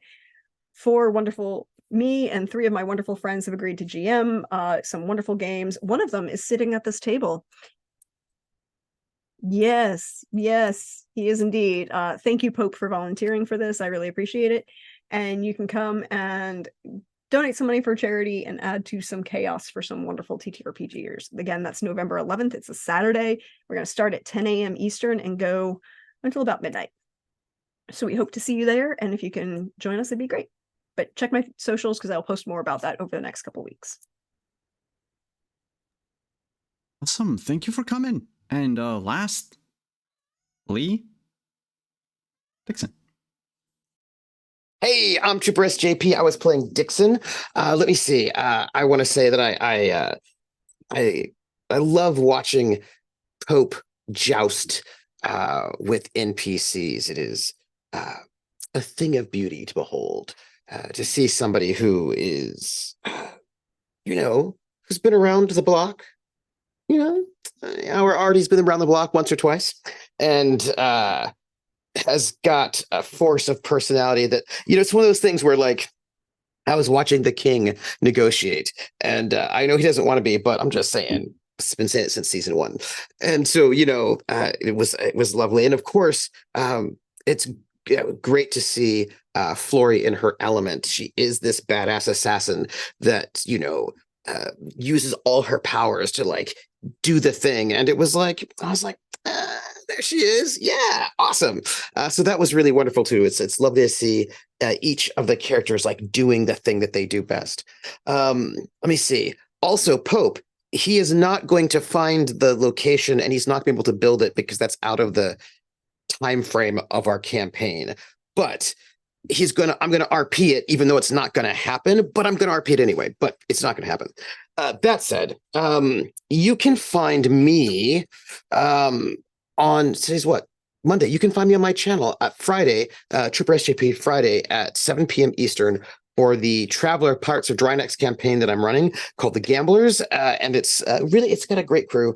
And I'm really excited for all the drama that they're getting involved in, none of which is bad. It's all bad, and that's the best part about it. And then then you can come again here next Monday for more of Vampire the Masquerade. I'm just like, oh, so excited. Oh, that's me. And thank you for coming. Shush, baby.